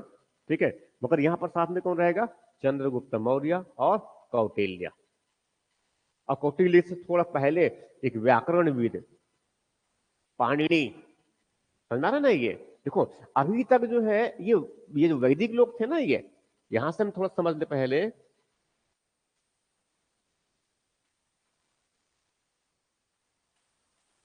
ठीक है, अब ये वैदिक लोग, तो यहां पर इनकी भाषा क्या होगी, इनकी संस्कृत, वैदिक संस्कृत, जो बोलते तो है मगर लोगों को समझ में नहीं आता, आम लोगों को। समझ रहा है ये, तो वैदिक संस्कृत, तो वैदिक संस्कृत अपने आप में क्या है, क्लिष्ट था वो। और उसको और उत्कृष्टता या फिर उसमें जटिलता और तब बढ़ गया, तब जब लगभग 4वीं सदी ईसा पूर्व के आसपास में, लगभग 4वीं सदी ईसा पूर्व के आसपास में, मतलब कौटिल्य के थोड़ा पहले वाला फेज मान के चलो वो। उस समय जो है पाणिनि ने जो है संस्कृत का, वैदिक संस्कृत का एक व्याकरण लिखा, जिनको क्या बोलते हैं, अष्टाध्यायी। ठीक है, अष्टाध्यायी। और उसमें जो है उस वैदिक संस्कृत में उनकी उत्पत्ति किस प्रकार से है, भाषा की है, शब्दों की किस प्रकार से उनका उत्पत्ति, उनके जो है, समझ में नहीं ये, तो वैदिक संस्कृत के व्याकरण, वह संस्कृत के व्याकरण मतलब समझ रहे हैं कितने क्लिष्ट उसमें है। समझने के लिए तो 6वीं क्लास में पढ़े होंगे, 10वीं क्लास तक पढ़े हैं ना, तो ऐसी ही समस्या है उसमें। ठीक है, तो वैसी सेम स्थिति, मगर आगे जो है ये धीरे धीरे जो है, जब इसमें उसमें जटिलता थी, जब आम लोग की पहुंच से बाहर जा रहा था, तो धीरे धीरे जो है, पहले तो ये वेदों को जो है रट्टे मार करके जो है याद कर लेते हैं, बिठा बिठा करके पास में बिठा बिठा कर रट्टे मरवाते हैं। और पहले तो वो बच्चा अपना रट्टा मार लेगा, उनके बाद फिर जो है, और उनके जो पीढ़ी, अगले बच्चे जो होंगे उनके, वो रट्टा मरवाएगा उनको, फिर उनको बाद ऐसे। तो ऐसे करते करते समझ लो जी है वो जितने भी जब से मंत्रों की रचना करना शुरू किया, अब वो 1500 बीसी से करे या फिर 3000 बीसी से करना शुरू करे, समझ रहे हैं ये? तो कल ही अलग अलग ऋषियों ने क्या किया, अलग अलग समय में अलग अलग मंत्रों का उन्होंने रचना करना शुरू कर दिया, संकलन। तो अब क्या है, अब लिखना तो जानते नहीं है क्योंकि अभी कोई लिपि का विकास नहीं हुआ है, तो क्या करते हैं, बोलते चले जाते हैं और दूसरा उनको सुना और रट्टे मार दिया। अब अगले बार दूसरे को रट्टे मरवाएगा जिसने पहले रट्टे मारे हुए है, समझ आ रहा है ये? तो ऐसे करके ऐसे करते करते पहले के किया एक नंबर, उसके बाद उसके अगली पीढ़ी अगली पीढ़ी अगली पीढ़ी, और ऐसे कब से चल रहा है ये, 3000 बीसी के आसपास से कब तक पहुंच रहे हैं हम, लगभग 1000 तक। फाइनली जाकर के जो है लगभग 600-700 बीसी के आसपास में इनको जो है लिखा गया है। समझ में आ रहा जो कह रहा हूं मैं ये? तो पहले ये क्या है, वैदिक साहित्य पहले जो है कैसे चलते रहे, बस मौखिक चलता रहा है। पहले कैसे चलता रहा, ये मौखिक चलता रहा है ये, ठीक। जिनकी भाषा क्या है, वैदिक भाषा, वैदिक संस्कृत है ये, ठीक है। तो सामान्य लोग इनको नहीं समझ पाते थे, ये आम लोग तो फिर पढ़ने की तो बात ही नहीं है, ठीक। तो इसीलिए फिर आगे जो है एक दूसरी भाषा और उसी वैदिक से थोड़ा सा बदला हुआ तो सरल रूप आया, जिनको कहते हैं पाली। इनकी बात कर रहा हूं मैं, पाली, ठीक है। इनको प्रथम प्राकृत कहते हैं, कौन सा, पाली। तो वैदिक संस्कृत से जो है एक आम लोगों की भाषा के रूप में किसका विकास हुआ, पाली का विकास हुआ, जिनको हम प्रथम प्राकृत कहते हैं। तो एग्जैक्टली अगर देखा जाए तो यहां से हम आगे बढ़ गए हैं। अब जिसमें पाली की बात कर रहा हूं ना, ज्यादा मात्रा में लोग पाली बोलते हैं उस समय, तो हम कहां तक पहुंच चुके हैं, लगभग हम उसमें बुद्ध वाले फेज में पहुंच चुके हैं। कहां पर, बुद्ध वाले फेज में। क्योंकि बौद्ध धर्म से संबंधित जितनी भी धार्मिक ग्रंथ है मुख्यतः किस में लिखी गई है, प्रारंभिक तौर में पाली में लिखी गई है, समझा रहे हैं? तो प्रारंभिक स्तर पर जो है आम लोगों की बोलचाल की भाषा इनको लोग बोलते हैं और समझते हैं, वो क्या है, पाली। उनका जो है अब प्रयोग होना शुरू हुआ। संस्कृत तो है मगर संस्कृत के साथ साथ क्या है, पाली भी, ठीक। आम लोगों की बोलचाल की भाषा है। तो पाली के साथ साथ जो है अब और नई नई भाषा जो यही से उत्पन्न हो रहा है। मूल स्रोत क्या है उनका, संस्कृत। मूल स्रोत क्या है, संस्कृत, मगर उसमें थोड़ा बदलाव के साथ साथ है वो, मगर उसमें क्या है, कुछ क्या है, बदलाव के साथ साथ उसमें वैदिक संस्कृत से प्रथम प्राकृत, प्रथम प्राकृत के बाद दूसरी प्राकृत, दूसरी प्राकृत मतलब कौन सा, प्राकृत। एक पाली हो गया और उसके बाद कौन सा है, प्राकृत। समझ में आ रहा जो कह रहा हूं मैं ये, दो, ठीक। अब उसके बाद फिर आगे अब ये बढ़ती चले गए, आगे बढ़ते चले गई, मतलब इस समय जो है पाली भी आ गया और साथ में कौन सा है, प्राकृत भी आ गया, और साथ में कौन सा है, वैदिक संस्कृत प्लस मौखिक संस्कृत, लिखने वाला भी और पढ़ने वाला भी, मतलब बोलने वाला भी है पूरा। तो अब ये खंड अब आगे बढ़ती चले गए। तो स्वाभाविक है प्रारंभिक स्तर में जो है जब जो साहित्य लिखे गए वो किस भाषा में लिखा होगा, वैदिक, किस भाषा में, वैदिक संस्कृत में लिखा गया। देखिए कौटिल्य का अर्थशास्त्र में, पाणिनि का जो अष्टाध्यायी है किसमें लिखा गया, संस्कृत में। कौटिल्य का जो अर्थशास्त्र है किसमें लिखा गया, संस्कृत में। कामंडक का जो नीति सार है किसमें लिखा गया, संस्कृत में। मालविका अग्निमित्रम, महाकवि कालिदास ने मालविका अग्निमित्रम किसमें लिखा, संस्कृत में। मेघदूत, समझ जो कह रहा हूं मैं ये, इस तरह से ये तो एग्जैक्टली यहां पर क्या है, ये इस प्रकार से जो है विस्तार होना शुरू हो गया उनका, वो परिवर्तन सब में आना शुरू हो गई है। भाषा भी तो यहां पर क्या है, अब कहां तक पहुंच गए हम लोग, अब कहां तक पहुंच गए, मौर्य। कहां तक पहुंच गए, मौर्य। तो मौर्य में फिर क्या पढ़ेंगे, वही जो है मौर्य में फिर क्या आएगा इसमें, सेम स्थिति उनका, राजनीतिक।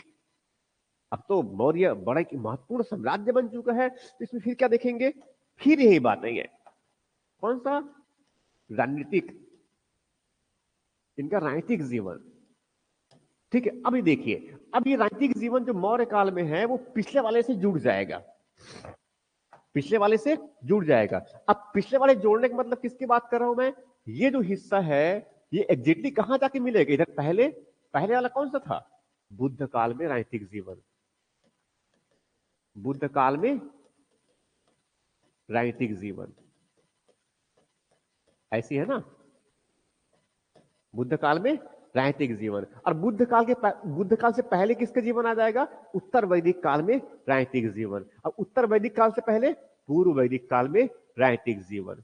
तो पूर्व वैदिक काल में राजनीतिक जीवन, उत्तर वैदिक काल में राजनीतिक जीवन, और उसके बाद में बुद्ध काल में राजनीतिक जीवन, और उसके बाद फिर हम किसके बात कर रहे हैं? मौर्य काल में राजनीतिक जीवन। तो अब तो बिल्कुल व्यवस्थित व्यवस्था है, बड़ा विशाल साम्राज्य बन गया। ठीक है, उनका अपना राजनीतिक विस्तार है।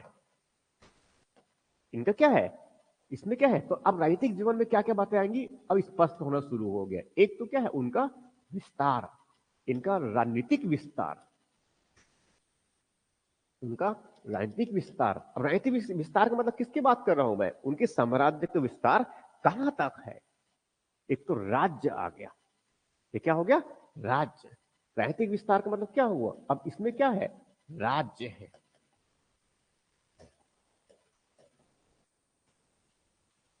इसमें क्या है? उनका राज्य है। और राज्य से बड़ा क्या? साम्राज्य। कौन साम्राज्य? मौर्य साम्राज्य। समझा रहे हैं? तो महत्ता बढ़ती जा रही है। जीवन, राजनीतिक जीवन में क्या है? जटिलताएं बढ़ रही है, नए व्यवस्था बन रहा है, ये नए प्रकार के विचार आएंगे। क्षेत्र को जीतो और जीतो और जीतते ही रहो।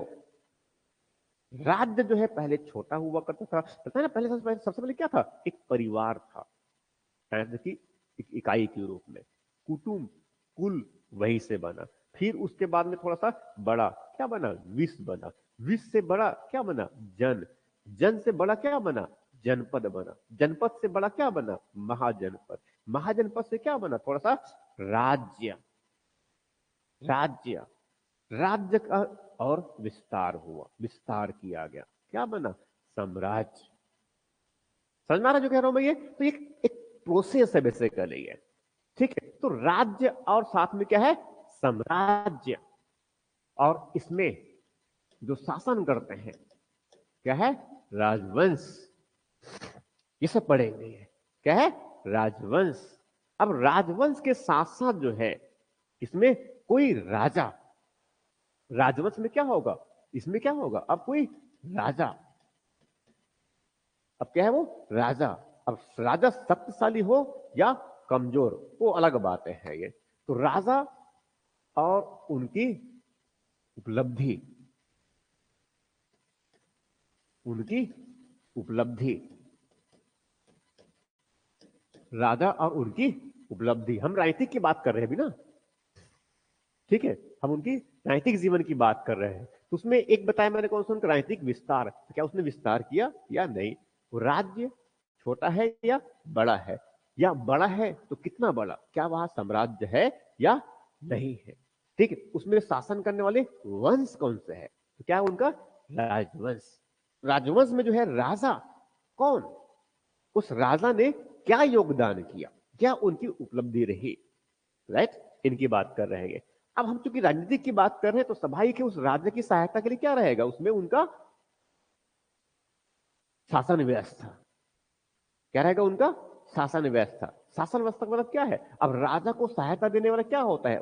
उनको हम कभी अमात्य कह देंगे, कभी उनको सलाहकार कह देंगे, कभी उनको मंत्री कह देंगे।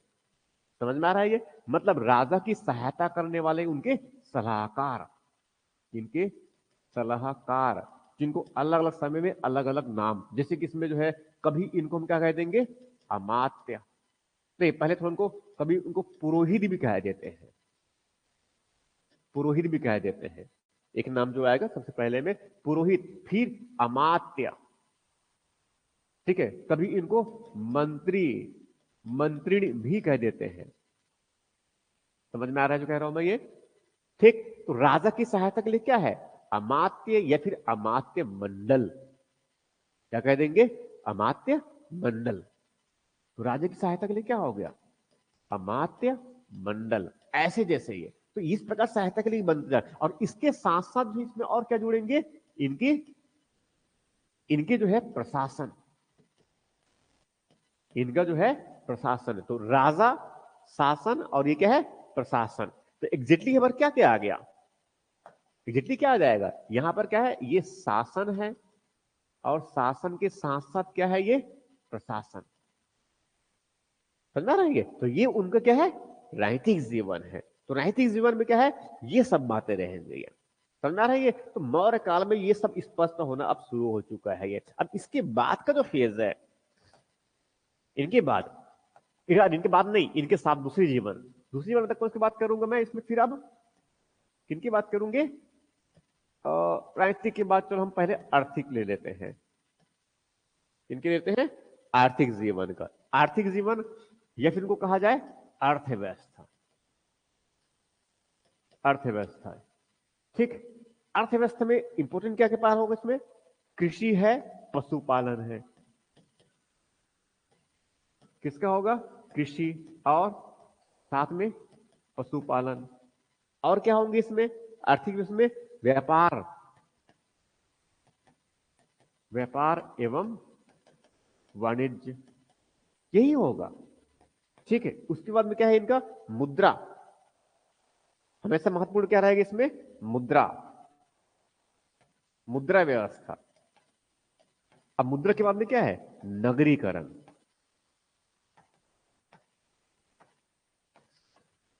इनकी बात करेंगे, नगरीकरण। तो हमें मौर्य काल में या फिर आगे जब मरणोत्तर काल में जब पढ़ेंगे तो इसमें यही बात है। तो अर्थव्यवस्था में जब भी हम बात करेंगे तो अर्थव्यवस्था में फिर उसमें देखना कहां कहां जहां क्वेश्चन बन सकते हैं हमारे लिए, उनके कृषि से संबंधित स्थिति क्या था, कृषि की अवस्था। ठीक है, कृषि की अवस्था कह देता हूं इनको मैं। ठीक है, ये पशुपालन कैसा, व्यापार और वाणिज्य कैसा, मुद्रा व्यवस्था किस प्रकार की है, क्या ये मुद्रा जो है आहत मुद्रा का प्रयोग करते हैं, क्या यहां ढलवा मुद्रा का प्रयोग करते हैं। क्योंकि नंद और मौर्य काल तक जो है कोई ढलवा मुद्रा का प्रयोग वो नहीं करते हैं। वो क्या करते हैं, आहत मुद्रा, आहत सिक्के का प्रयोग करते हैं। समझ में आ रहा है जो कह रहा हूं मैं, ये इस प्रकार से। ये और नगरीकरण क्या है, उल्टा हो गया है, हाँ, क्या है, नगरीकरण। नगरीकरण, नगरीकरण, अर्बनाइजेशन। तो अब हम जो है किसकी बात कर रहे हैं, मौर्य काल में। तो मौर्य काल में जैसे इसके पहले क्या था, छठी सदी ईसा पूर्व जो है नगरों का दूसरी बार नगरीकरण हुआ था। अब इस फेज में जब मौर्य शासन कर रहा है तो इस समय जो है शासक कौन है, चंद्रगुप्ता मौर्य। उसके बाद आगे जो है सम्राट अशोक। तो इसमें बड़ी मात्रा में क्या है, नगरीकरण बढ़ा है। नगरीकरण बढ़ा है ना। सिरपुर बन चुका है, मल्हार बड़ा बड़ा नगर बन चुका है, आरंग बड़ा नगर है। छठी सदी से पूर्व सब क्या है, नगर बन चुके। छत्तीसगढ़ में भी नगर है। छत्तीसगढ़ में जो है नगर मतलब कौन सा, सिरपुर, बड़ा महत्वपूर्ण नगर। भगवान बुद्ध को उसने आकर्षित कर लिया। भगवान बुद्ध आए, 3 महीने रहे कहां पर, सिरपुर में। मल्हार भी गए थे। तो स्वाभाविक है भगवान बुद्ध जो है वो छोटा जगह में प्रचार करने नहीं जाएगा अपने धर्म का, जाएगा थोड़ा बड़ा जगह में जाएगा ना। अब 3 महीने रहे होंगे एक ही जगह पर, तो समझ रहे हैं ना ये कितना महत्वपूर्ण रहा होगा सिरपुर। इसीलिए बौद्ध वो बहुत महत्वपूर्ण सांस्कृतिक केंद्र था ही, वो शिक्षा केंद्र भी था।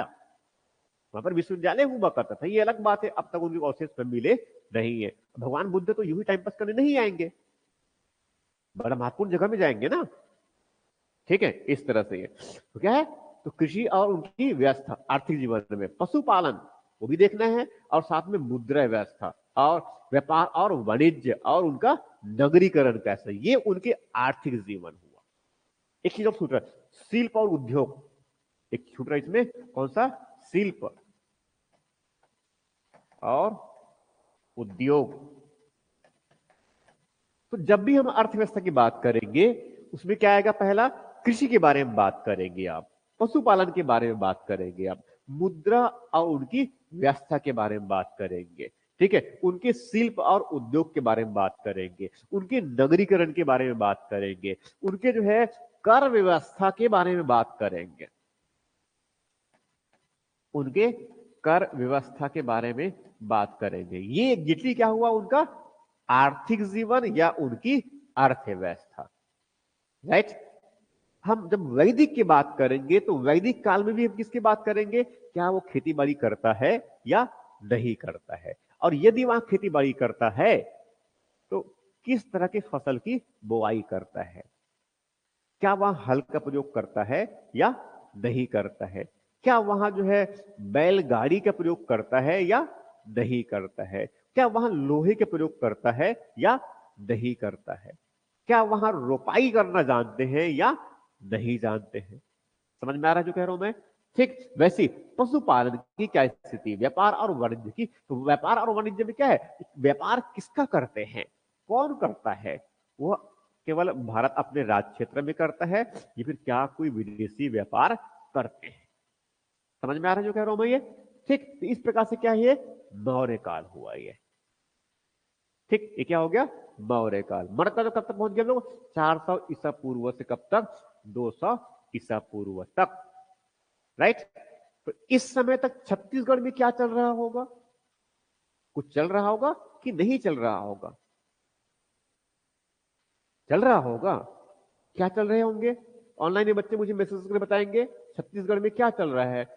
कौन जो है प्रश्न पूछिए अपना, क्या प्रश्न पूछ रहे हैं? ठीक है, हाँ। तो क्या क्या छत्तीसगढ़ में क्या चल रहा है? कुछ चल रहा है छत्तीसगढ़ में ना। छत्तीसगढ़ में जो है, मैं जब से अभी भीमबेटका में तो जान चुके हैं कि 2.5 लाख साल पहले वहां पर कुछ लोग रहते थे, चित्रकारी टाइम पास जैसे बना रखे हैं। तो छत्तीसगढ़ में भी क्या है, चित्रकारी वाला तो है। वो सिंघनपुर है और बोतलदा है, ओंगना है रायगढ़ में, इधर चितवा डोंगरी भी नौपाषाण वाला। तो नौपाषाणी के लोग तो रहते हैं, हमें तो पता है।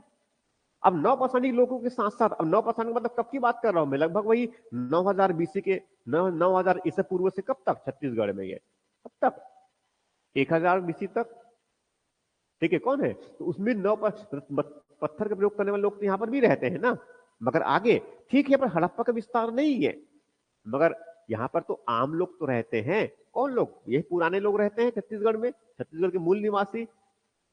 ठीक है, मगर उत्तर वैदिक काल में छत्तीसगढ़ में जो है वो आर्यों का भी यहाँ पर विस्तार हुआ।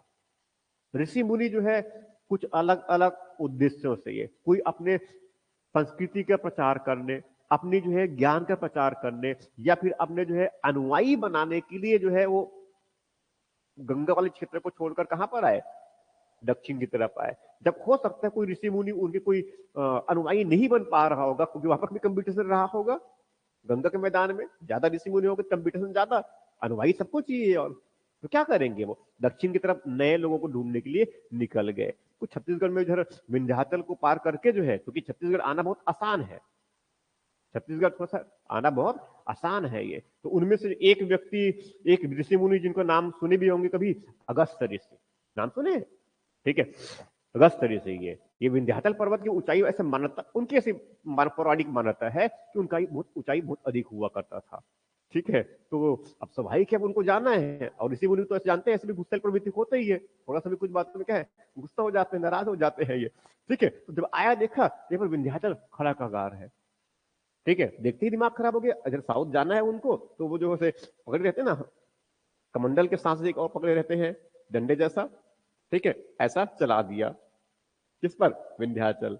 इसीलिए उनका विंध्याचल जो पर्वत है कैसा है, ऐसा पूरा सपाट है, ऊंचा खड़ा सपाट है। ये कहानी है उनकी ये। ठीक है, और उसके बाद फिर जब फिर माफी माफी मांगा विंध्याचल पर्वत जो है, तो कहा जब तक वापस ना आ जाऊं दक्षिण की तरफ से, तब तक आपको ऐसे ही झुके रहना है। ठीक है, अगस्त ऋषि दक्षिण चले गए, आज तक वापस नहीं आए। ठीक है, ये ऐसी कहानियां है ये। तो इसी क्रम में ऐसी जो है बस्तर के, इसी में जो है छत्तीसगढ़ की तरफ भी आर्यों का विस्तार हुआ, और इसी क्रम फिर आगे जो है दक्षिण की तरफ भी। तो एग्जैक्टली क्या हो रहा है यहाँ पर जो है कि जीवन के हर एक अलग अलग तरीके, अलग अलग उसके आयाम में बदलाव आ रहा है ये। समझा रहे हैं ये? तो ये मौर्य काल फिर वहां से फिर क्या है, अब यहां से देखिए, अब यहां से परिवर्तन और आना शुरू हो जाएगा ये। तो अब हम कहां तक पहुंच चुके हैं, 400 बीसी से कब तक, 200 बीसी तक पहुंच चुके हैं। मगर मुख्यतः हम किसकी बात कर रहे हैं अभी, उत्तर भारत के कालखंड की, उत्तर भारत वाले क्षेत्र की बात कर रहे हैं। अभी वही चल रहा है ना, अभी हम वही बात कर रहे हैं ये। मगर इनके समानांतर जो है दक्षिण भारत में भी, इसके समानांतर भी जो है दक्षिण भारत में है। ठीक, अब उसको ऐसा समझ लो, जो आगे ले जाऊंगा ये हम जो बात कर रहे हैं एग्जैक्टली, ये एक्चुअल देखा जाए तो हम ये मुख्यतः इसी क्षेत्र की बात कर रहे हैं। ये देखा जाए तो अभी हम ये हम जो है मुख्यतः इसी क्षेत्र की बात कर रहे हैं, यही ना, सप्त सिंधु प्रदेश। और सप्त सिंधु प्रदेश से वहां से इधर फिर आगे बढ़ गए, इधर बढ़ गए, और ये ऐसा, इसी की बात कर रहे हैं मुख्यतः ना हम। ठीक है। दक्षिण भारत में समकालीन परिस्थितियों में, दक्षिण भारत में जो शुरुआती दौर पे रहे होंगे तो सेम रहेंगे। दक्षिण भारत में जो है, ये तो उत्तरी क्षेत्र हुआ, मैंने ये सब उत्तर के इतिहास ऐसा कहते हैं, उत्तर भारत का इतिहास, या फिर उनको गंगा के मैदानी, सिंधु गंगा मैदानी क्षेत्र के इतिहास। अब हम पर्टिकुलर किसके बात कर रहे हैं, दक्षिण भारत में जाएंगे। तो दक्षिण भारत में जो है इतिहास का जो प्रारंभ में, मैं यहां की बात कर रहा हूं इस तरफ। ठीक है, तो इसमें क्या है, दक्षिण भारत का इतिहास, और इसमें जो है बीच वाला क्षेत्र भी आएगा थोड़ा सा। कौन सा, ये बीच वाला क्षेत्र, ये वाला क्षेत्र ऐसा, यही होगा ना। महाराष्ट्र वाला क्षेत्र है, ये मध्य प्रदेश का थोड़ा हिस्सा है, छत्तीसगढ़ वाला हिस्सा है मध्य प्रदेश वाला। ठीक है, और ये बीच वाला हिस्सा इतना, तो क्या है, इनको मध्य क्षेत्र वाला हो गया। ठीक है, तो पहले तो मुझे एग्जैक्टली यहां पर कुछ पता नहीं चल रहा होता है, मगर हाँ, मरणोत्तर काल से जो है बहुत स्पष्ट होना शुरू हो जाता है। ये कब की बात कर रहा हूं मैं, मरणोत्तर। और जब मरणोत्तर काल का मतलब कब की बात करेंगे हम आगे, 200 बीसी के बाद, 200 ईसा पूर्व से। मगर साथ में किसको जोड़ रहा हूं मैं, दक्षिण भारत को भी जोड़ रहा हूं मैं। तो दक्षिण भारत में जो है पहले स्वाभाविक है, जब यहां पर जो है, जब पूरा पाषाण काल में लोग रहते थे, जब उच्च पूरा पाषाण काल में, जो फिर नवपाषाण काल में, नवपाषाण काल के बाद में फिर वहां पर लोग कौन लोग रहेंगे, कुछ तांबे और पत्थर के जो प्रयोग करने वाले लोग भी तो रहेंगे। समझ आ रहा है ये, तो एग्जैक्टली एक देखा जाए तो दक्षिण भारत में सबसे पहले कौन आ गया, पाषाण काल वाला फेज आया। कौन आएगा, पाषाण काल वाला आएगा। पाषाण के बाद में यहां पर कौन आएगा, ताम्र पाषाण। और ताम्र पाषाण के साथ साथ यहां पर और क्या चलेगा, महापाषाण। कौन सा चलेगा, महापाषाण। गंगा के मैदानी क्षेत्र में जो है कोई महापाषाण वाला स्थल नहीं मिलेगा हमें। समझ में आ रहा जो कह रहा हूं मैं ये, तो वहां पर जो है पाषाण काल, ताम्र पाषाण, और के साथ साथ क्या है, हड़प्पा शुरुआत हो जाएगा। जबकि यहां हड़प्पा नहीं है दक्षिण में ये। हालांकि अब जो नए कुछ अनुसंधान हो रहे हैं, अभी कुछ जो नए अनुसंधान हो रहे हैं, उसमें जो है एक और सभ्यता का एक साक्ष्य या कुछ इतिहासकार उस पर अनुमान लगा रहे हैं। एक नई सभ्यता, एक नई सभ्यता जो है, नई सभ्यता जो है, जो जो यहां पर एक नदी है, वेंगई नदी। कौन सी नदी है, वेंगई। कौन सी नदी है, वेंगई नदी। ठीक, देखो हड़प्पा के विस्तार कहां पर है, ये यहां से यहां तक पूरा क्या है, लगभग ये हड़प्पाई क्षेत्र है ये। ठीक है, और इसी में जो है हम किसकी बात की है अभी यहां पर, ये क्या हुआ है, सप्त संधव प्रदेश वाला है, सप्त संधव प्रदेश वाला है। ठीक, और मैं यहां पर की बात कर रहा हूं, एक क्षेत्र, यहां पर कुछ लोगों, कुछ इतिहासकारों का भी प्रारंभिक अध्ययन आ रहा है इस पर, कि वेंगई, वेंगई नदी है, वहां पर एक सभ्यता हुआ करता था। ऐसे कुछ उनके उत्खनन हो भी रहे हैं, उसके उत्खनन हो रहे हैं हाल ही में। और वो क्या है, सभ्यता कौन सा, वेंगई नदी के किनारे वेंगई सभ्यता। कुछ इतिहासकारों का मानना है, बड़े इतिहासकार है, उनका मानना है कि जैसे जो है हड़प्पा सभ्यता, जो हड़प्पा सभ्यता है, ये हड़प्पा सभ्यता जो है, जैसे कि यहां पर उनका सबसे दक्षिणी स्थल क्या है, दाइमाबाद, ये मिला है ना, दक्षिणी से कहां पर है, दाइमाबाद। तो इतिहासकार जो है अब कुछ ये अनुमान लगा रहे हैं कि ये दाइमाबाद तक आके खत्म नहीं हुआ है, वो दाइमाबाद तक आकर के वहां खत्म नहीं हुआ, वहां पर समापन नहीं हुआ, बल्कि बल्कि वहां जो है इस दाइमाबाद से आगे, दाइमाबाद से आगे ये जो पश्चिमी घाट है, पहाड़ी है, पश्चिमी घाट है ना।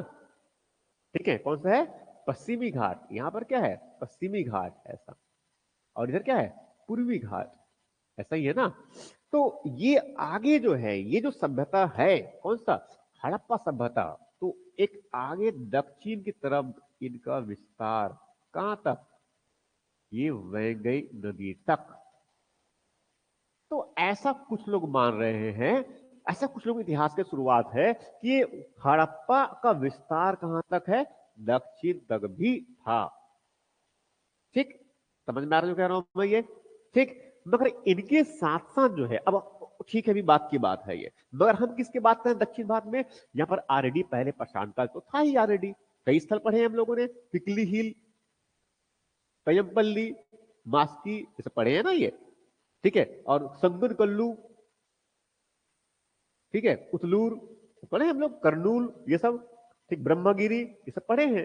ठीक है, तो अब पाषाण काल के बाद फिर वहां पर है तांबे और पत्थर का प्रयोग करने वाला भी कालखंड आया, मगर साथ में बड़े बड़े पत्थरों का प्रयोग करते हैं शवों को दफन के बाद उन पर घर बनाने के लिए, उनके लिए क्या कहते हैं, महापाषाण काल, मेगालिथिक एज। ठीक, अब मेगालिथिक एज के मतलब कब की बात कर रहे हैं लगभग हम इसमें, ये लगभग जो है 1000 ईसा पूर्व के आसपास से बात कर रहे हैं हम। कब की बात कर रहे हैं, 1000 ईसा पूर्व के आसपास से ये। और ये जो महापाषाणिक लोग हैं, ये किसका प्रयोग करते हैं, लोहे का प्रयोग करते हैं। क्या है, लोहे के प्रयोग करते हैं। समझ में आ रहा है ये? मैं दक्षिण भारत के इतिहास की बात कर रहा हूं, जिन्हें पहला क्या है, पाषाणिक फेज है, पाषाणिक के बाद उसमें ताम्र पाषाणिक प्लस महापाषाणिक। राइट, तो सभाई के सब स्थल कहां मिलेंगे हमें, दक्षिण भारत वाले क्षेत्र में।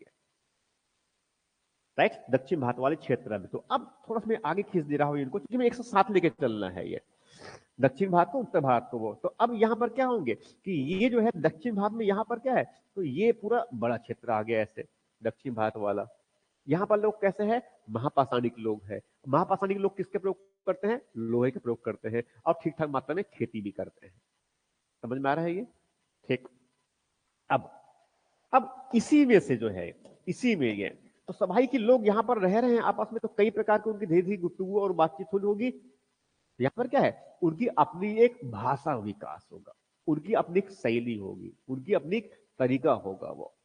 ठीक, भाषा कौन सा, द्रविड़ियन भाषा। कौन सा, द्रविड़ियन भाषा। समझ में आ रहा जो कह रहा हूं मैं ये?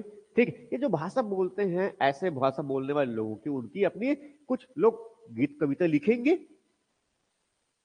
समझ में आ रहा है ना जो कह रहा हूं मैं ये, गीत कविता लिखेंगे।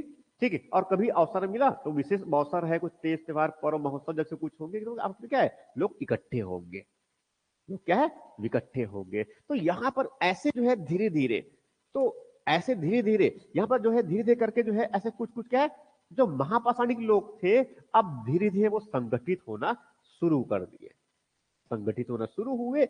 और वहां दक्षिण में जो है उन्होंने छोटे प्रारंभिक स्तर पर जो है छोटे छोटे राजवंश का उन्होंने निर्माण किया, छोटे छोटे राजवंश का उन्होंने निर्माण किया।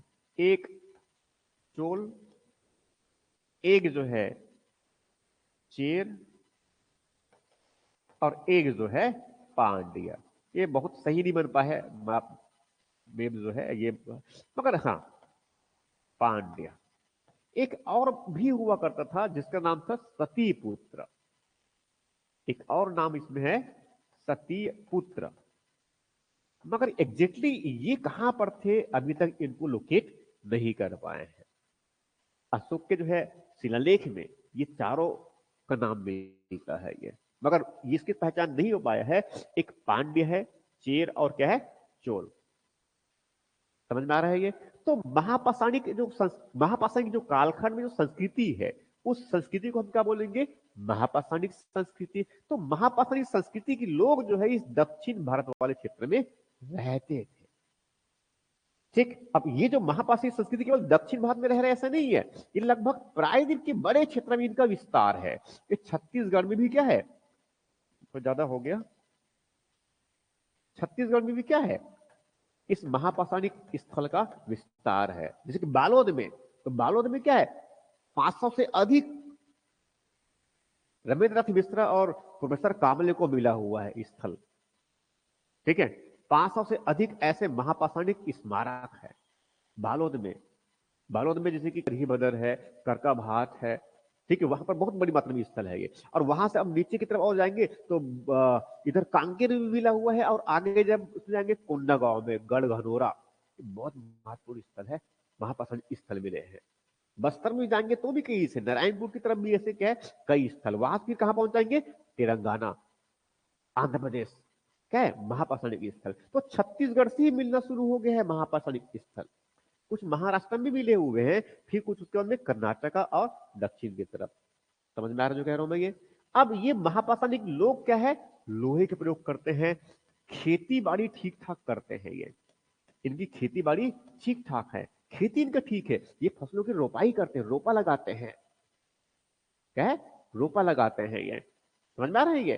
ठीक, रोपा लगाते हैं, और वहां दक्षिण में क्या मिलेगा, अब जंगली है पूरा ये, पश्चिमी घाट है, पूर्वी घाट है, पहाड़ी क्षेत्र है, नदी झरने झील तालाब यही सब है ना। तो स्वाभाविक है पर जीवन थोड़ा सा और ज्यादा क्या है, कष्टमय है।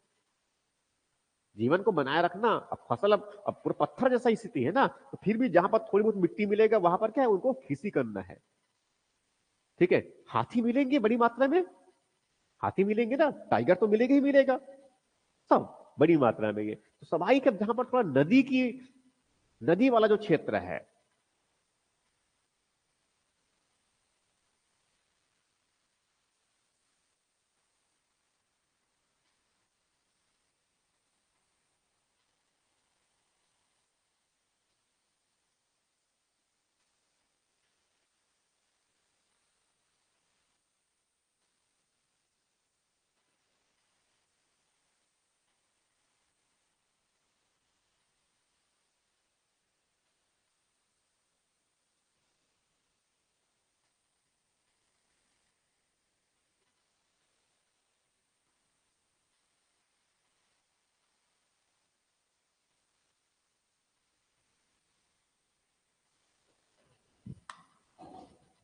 हम्म, हाँ, क्या डिस्कस करते हैं हम लोग,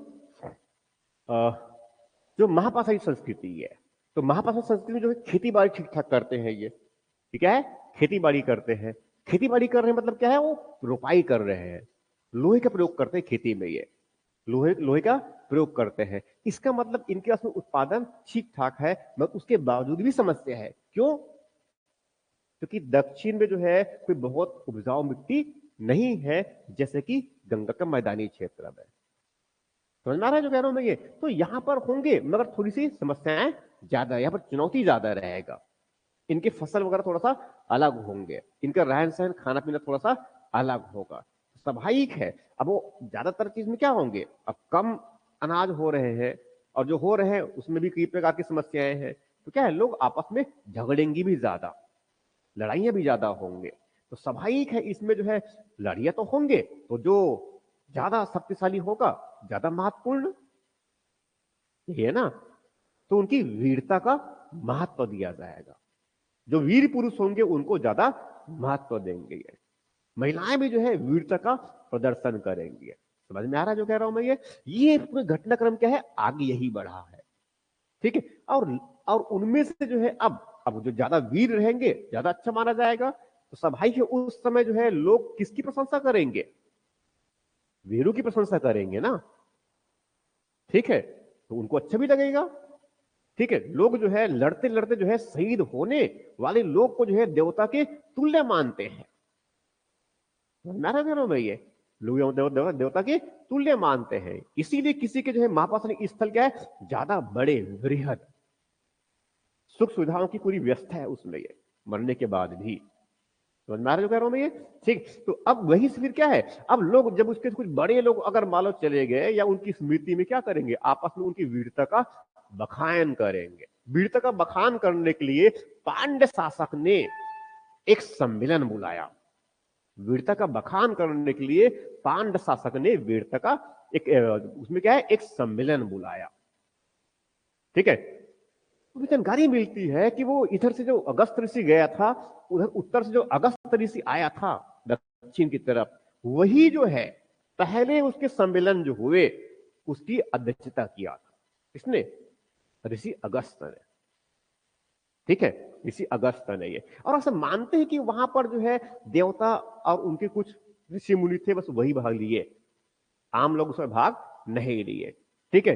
और पहले जो सम्मेलन हुआ, तो पहला सम्मेलन मतलब किसकी बात कर रहा हूं मैं? संगम की बात कर रहा हूं मैं। ये कौन सा काल शुरुआत हो जाएगा यहां पर से? संगम काल शुरुआत हो जाएगा। कौन सा काल?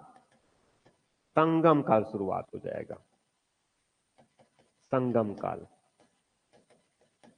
ठीक है। मतलब महापाषाणिक स्थल से, अब महापाषाणिक काल से अब कहां पर पहुंच गए हम लोग? संगम काल तक पहुंच रहे हैं, जिस समय दक्षिण में कितने राज्य है और कितने राजवंश? 3 राज्य है। चोल का राज्य है, पांड्य का राज्य है और चेल का राज्य है। लगभग मैं कब की बात कर रहा हूं? ये 1000 ईसा पूर्व के आसपास से लेकर जो है हम आगे बढ़ गए हैं। दक्षिण की बात कर रहा हूं मैं ना। ये 1000 ईसा पूर्व से आगे हम बढ़ चुके हैं दक्षिण भारत में। ये ठीक है। ठीक। तो ऐसा करते करते जो है 3 संगम हुए इनका। यार इनका क्या है? 3 संगम हुए, 3 सम्मेलन हुए। अब 3 सम्मेलन, तो पहले सम्मेलन जो हुए, अगस्त ने अपना अध्यक्षता किया था, उसके बाद दूसरा सम्मेलन भी हुआ। तो पहले सम्मेलन में जो है, जो बहुत सारे जो ऐसे आम विचार विमर्श किया गया, उनको एक साथ संकलित भी किया गया था, मगर मानना ही इन लोगों का कि वहां पर सुनामी आया और बह के चला गया। पहले संगम का कुछ भी नहीं बचा। फिर दूसरा संगम आया। समझ में आ रहा जो कह रहा हूं? ये तो इस प्रकार से क्या है, एक संगम काल वाला आया दक्षिण भारत में। ये राइट। उत्तर में क्या चल रहा है? उत्तर में क्या चल रहा है? सबसे पहले कौन सा? सबसे पहले कौन सा? हड़प्पा खत्म हो गया, और क्या है? वैदिक। तो वैदिक लोग कहां पर? उत्तर पश्चिमी क्षेत्र में, इस क्षेत्र में चल रहा है। उसके समानांतर दक्षिण में क्या चल रहा था? महापाषाणिक। समझ रहे हैं? तो वैदिक लोग जो है उत्तर की तरफ से इधर गंगा के मैदान की तरफ आगे बढ़ रहे हैं, और यहां पर उसी समय दक्षिण में क्या शुरुआत हो चुका है? महापाषाणिक। और महापाषाणिक से क्या चला आगे? संगम काल। कौन सा है? संगम काल।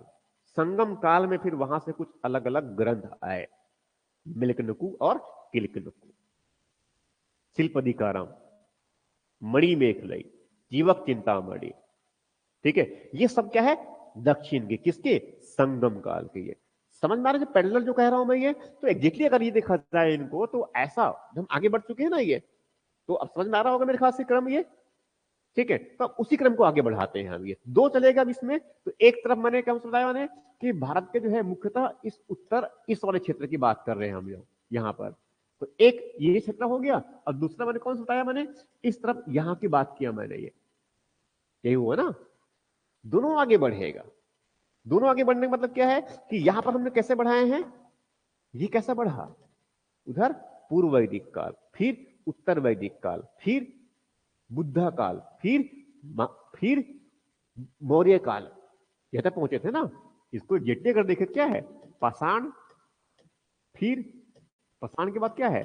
ताम्र पाषाण, ताम्र पाषाण प्लस हड़प्पा, फिर हड़प्पा काल, फिर यहां से क्या है? वैदिक। और वैदिक में कौन सा? पूर्व वैदिक। फिर वहां से उत्तर वैदिक। फिर उसके बाद में क्या आ गया? फिर कौन सा आ गया? महाजनपद वाला, या फिर बुद्धा वाला आ गया, बुद्ध काल। यही हुआ ना, बुद्ध काल। फिर बुद्ध काल के बाद में कौन सा आ गया? यहां पर से, यहां से आगे बढ़ गए, तब कौन सा काल आया? मौर्य काल। कौन सा काल आया? मौर्य काल। अब मौर्य काल मतलब कब की बात कर रहा हूं मैं? 400 बीसी से लेकर के कब तक? 200 बीसी तक। महाजनपद काल मतलब कब? 600 बीसी से लेकर के जो है कब तक? 400 बीसी तक। और वैदिक मतलब पूर्व मतलब कब? 1500 बीसी से लेकर के जो है 1000 बीसी तक। और ये उत्तर मतलब 1000 बीसी से लेकर के जो है 600 बीसी तक। उसके पहले हड़प्पा वाले फेज है। तो हड़प्पा वाले फेज का मतलब कब? जो पूर्व हड़प्पाई पहले चरण, कब से? 3200 से। इसके भी 3 फेज है। तो क्या है? 3200 से जो है एक 2600 बीसी वाला फेज, फिर 2600 बीसी से जो है कब तक? 1900 बीसी वाला फेज, फिर 1900 बीसी से कब तक? 1300 बीसी तक। समझ रहा है? ये उत्तर भारत वाला फेज हुआ। अब उसके बाद यहीं पर दक्षिण भारत वाला भी हम फेज यहीं पर ले लेते हैं। अब ये मैप को हटा देता हूं वहां से, थोड़ा सा गड़बड़ हो गया, मिट जाओ, ठीक है। हाँ, अब मैं इसके समानांतर किसको ले रहा हूं, मैं दक्षिण भारत को ले रहा हूं।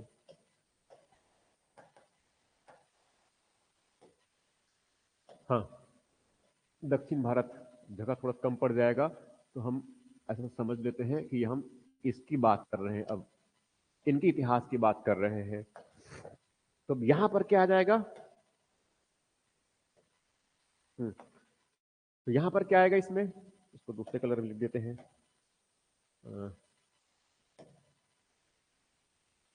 हाँ, तो यहां पर दक्षिण भारत में सबसे पहले क्या था, पाषाण काल तो चलेगा ही चलेगा, दक्षिण भारत में चलेगा चलेगा, ठीक है। अब क्या लिख देंगे, एग्जाम्पल ले दिया मैंने, चलो क्या है एग्जाम्पल में, कौन सा है, ब्रह्मगिरी ले लेते हैं, संगन कल्लू ज्यादा अच्छा है, संगन कल्लू, मास्की भी ले, मास्की, मास्की कहां पर है, चलो ठीक है, मास्की भी ले लिए हमने।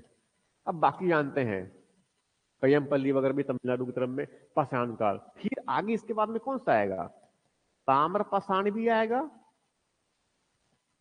ठीक है, और साथ में इनके क्या है, महापाषाण,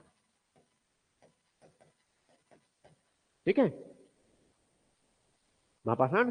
अब इसके बाद फिर कौन सा काल, संगम काल, कौन सा काल, संगम काल। तो संगम काल देखे किसका, कि वैदिक के समानांतर क्या चल रहा है, ये संगम काल चल रहा है, थोड़ा आगे उत्तर वैदिक के बाद में ये, ठीक है। और संगम काल फिर जो है यहां पर क्या है, वो तीन राजवंश, कौन सा, चोल, चेर और पांड्य,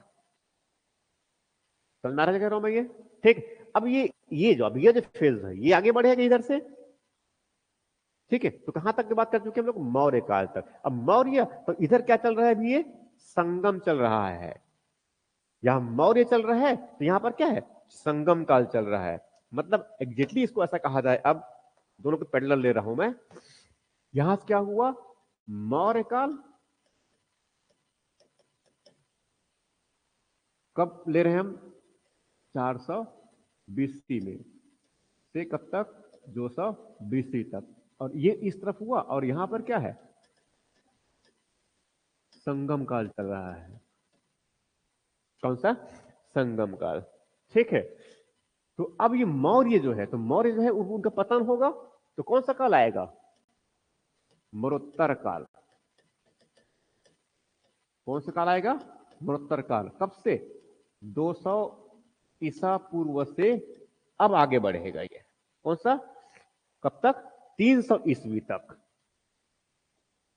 300 ईस्वी तक, 200 ईसा पूर्व से कब तक, ये ईसा पूर्व सब कहां चले गए हम लोग, ईस्वी में, मतलब कितने साल, लगभग 500 साल का है ये, कितने साल का है, 500 साल का है ये, ठीक है। तो ये क्या हो गया, मरोत्तर काल। अब इसके बाद ये संगम काल, अब यहां से क्या है, अब आगे बढ़ता चला जाएगा, ठीक है। अब इसमें भी थोड़ा थोड़ा करके परिवर्तन होना शुरू होगा, पहले पांड्य ज्यादा शक्तिशाली थे, तो अब उनके स्थान पर यहां पर जो है चोल थोड़ा ज्यादा महत्वपूर्ण शुरू हो जाएगा। अभी यहां पर राजवंश लगभग वही है, एक चोल है और एक क्या है, पांड्य है, और एक कौन है, चेर है, ठीक है। आगे चलकर के इस पर और कुछ नए लोग जुड़ेंगे, नए राजवंश आएंगे, आगे जो है नए राजवंश आएंगे, मगर अभी भी जो है मुख्यतः पहले पांड्य ज्यादा महत्वपूर्ण था, मगर अब कौन है यहाँ पर, चोल है, ठीक। उनकी अपनी शासन व्यवस्था होगा, राज्य विस्तार उनका दक्षिण की तरफ होगा।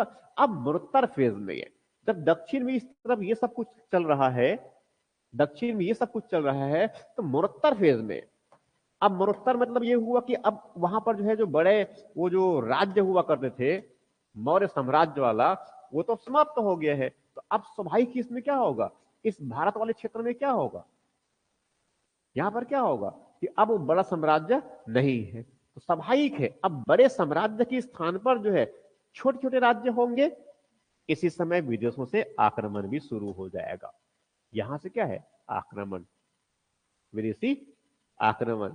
किसका, विदेशी आक्रमण हुआ। तो पहले आक्रमण करने वाले इस फेज में कुछ यूनानी लोग आएंगे, फिर शक लोग आएंगे, फिर पहलव आएंगे, फिर कुषाण आएंगे। राइट, ठीक है। मतलब अब यहां पर क्या है, समझ में आ रही स्टोरी कैसे आगे बढ़ रही है इनकी। ये सब लगभग कब तक, 200 ईसा पूर्व कब तक होगा, 300 ईसा पूर्व कह रहे, ठीक है। और जैसे तैसे करके वो लोग अपना अपना अलग अलग क्षेत्र बना लेंगे, अपना अपना अलग अलग राज्य बना लेंगे। तो यहां पर इस तरफ मान लो चलो कौन है ये, इधर तो यहां पर कौन हो गया, जैसे कि ये क्या है, जैसे कि ये कौन है, यूनानी वाला है, ये चलो यूनानी वाला हो गया। ये कौन है, यूनानी वाला हो गया। उनके बाद फिर ये कुषाण, ये बड़े क्षेत्र आगे सबसे लास्ट में कौन आया, कुषाण किया है। और कुषाण ही फाइनली अपना विस्तार किया ज्यादा मात्रा में। ये कौन हो गया, चलो कुषाण ले लिया मैंने। और यहां पर का जो क्षेत्र मान लीजिए है वो कौन है, ये शक। और ये पहला तो आया आया और कुछ खास नहीं कर पाया, बस समझने के लिए बस करते चले जाइए, क्योंकि स्ट्रक्चर दिमाग में बन जाएगा ये, ठीक है। यहां पर शक भी थे मगर पहलव भी थे, मगर उसने कोई खास बड़ा काम नहीं हुआ। समझ रहे ना ये, तो ये पूरे क्रम एक माइंडसेट रहना चाहिए आपके पास में ये। अब उसके बाद दक्षिण इधर ये जो बीच वाला जो महाराष्ट्र वाला जो क्षेत्र है, बीच में जो महाराष्ट्र वाला क्षेत्र है, यहां पर और महत्वपूर्ण व्यक्ति, वहां पर जो है एक महत्वपूर्ण व्यक्ति, यहां पर समझ लो ये ऐसा, यहां पर कौन है, सातवाहन। कौन है, सातवाहन, ठीक है, सातवाहन। अब इसको थोड़ा सा मैं और ज्यादा इंपॉर्टेंट ऐसे बता देता हूं, जो थोड़ा सा लार्जली आपको जो है व्यू में समझना है वो। अब देखो, अब मैं यहां से इनको, क्योंकि यहां से एक नया स्टोरी आएगा, ऐसा मैं इनको ऐसा पहुंचा के इनको, मैं साइड में इधर खाली है, मैं इधर एक अलग से मैप बना देता हूं, थोड़ा बड़ी बात समझना है हमें।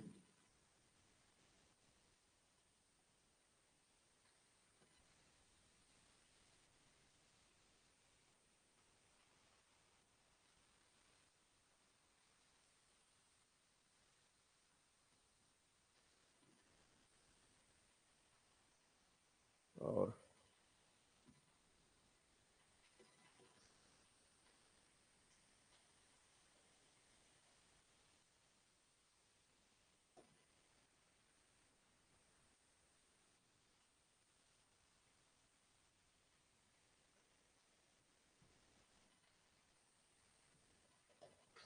ठीक है, और वहां से पहुंच रहे हैं आगे, इधर ये पामीर गलती है,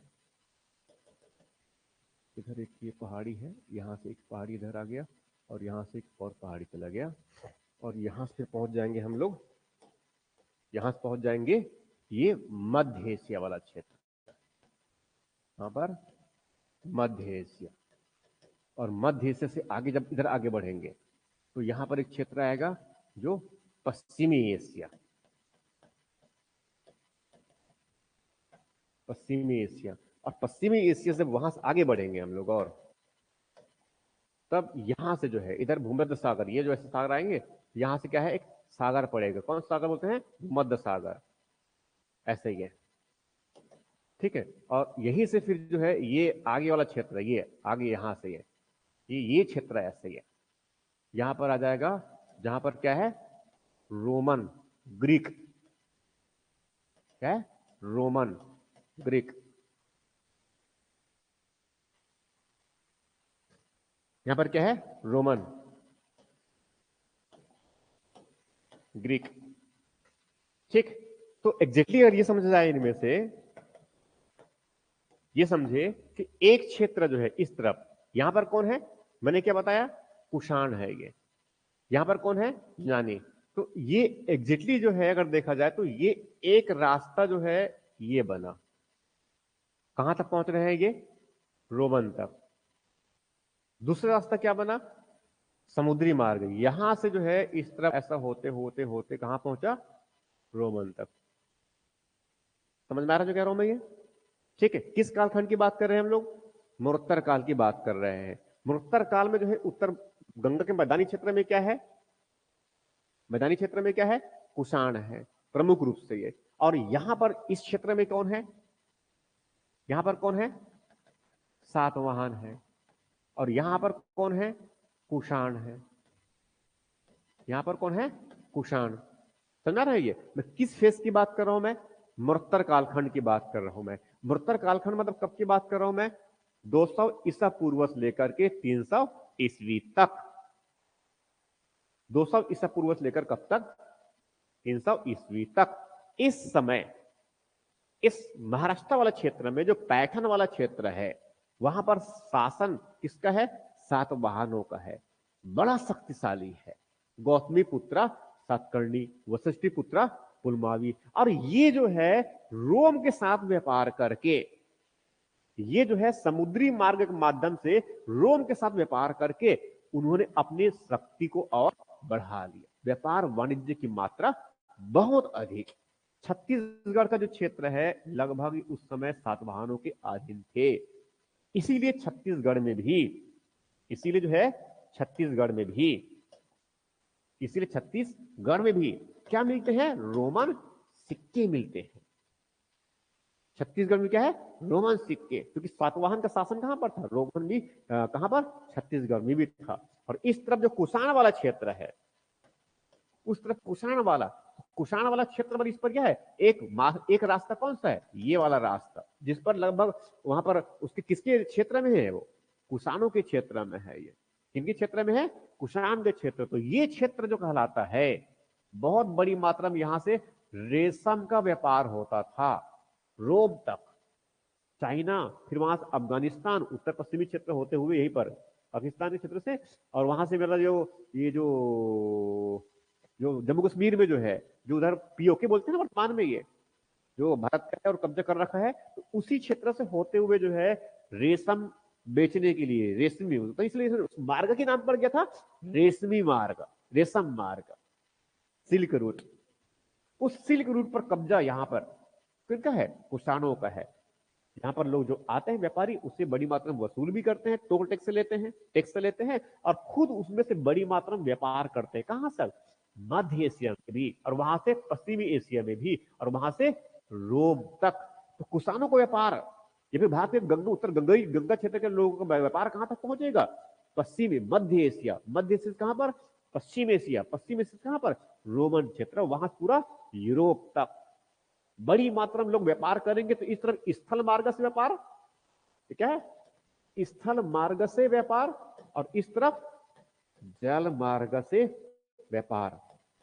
भारत में जो है दोनों तरफ से बरसेगा। क्या बरसेगा? सोना। इसीलिए कुषाण जो है शुद्ध सोने के सिक्के जारी करेंगे। सातवाहन के समय भी जो है बड़ी मात्रा में क्या है? समृद्धि का स्तर आएगा। कहां से व्यापार होकर के? रोमन से। ये तो रोमन से जब तक व्यापार चल रहा है, तब तक जो है ये भारत में व्यापार और वाणिज्य की गतिविधियां आगे बढ़ेगी, समृद्धि की स्तर जो है आगे बढ़ेगी। समझ में आ चुका है? मैंने कहां तक पहुंच चुके हैं? मरुत्तर काल तक। मरुत्तर काल में जो है दक्षिण में क्या चल रहा है? संगम चल रहा है। और उत्तर क्षेत्र में क्या है? मरुत्तर फेज में कौन कौन है? यूनानी भी थे साइड में, तग भी थे, पहलव, बाद में कौन है?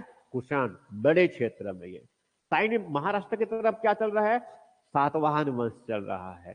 सातवाहन का जब पतन होगा, तब जाकर के वहां पर कौन आएगा? वाकाटक आएगा। वाकाटक आएगा।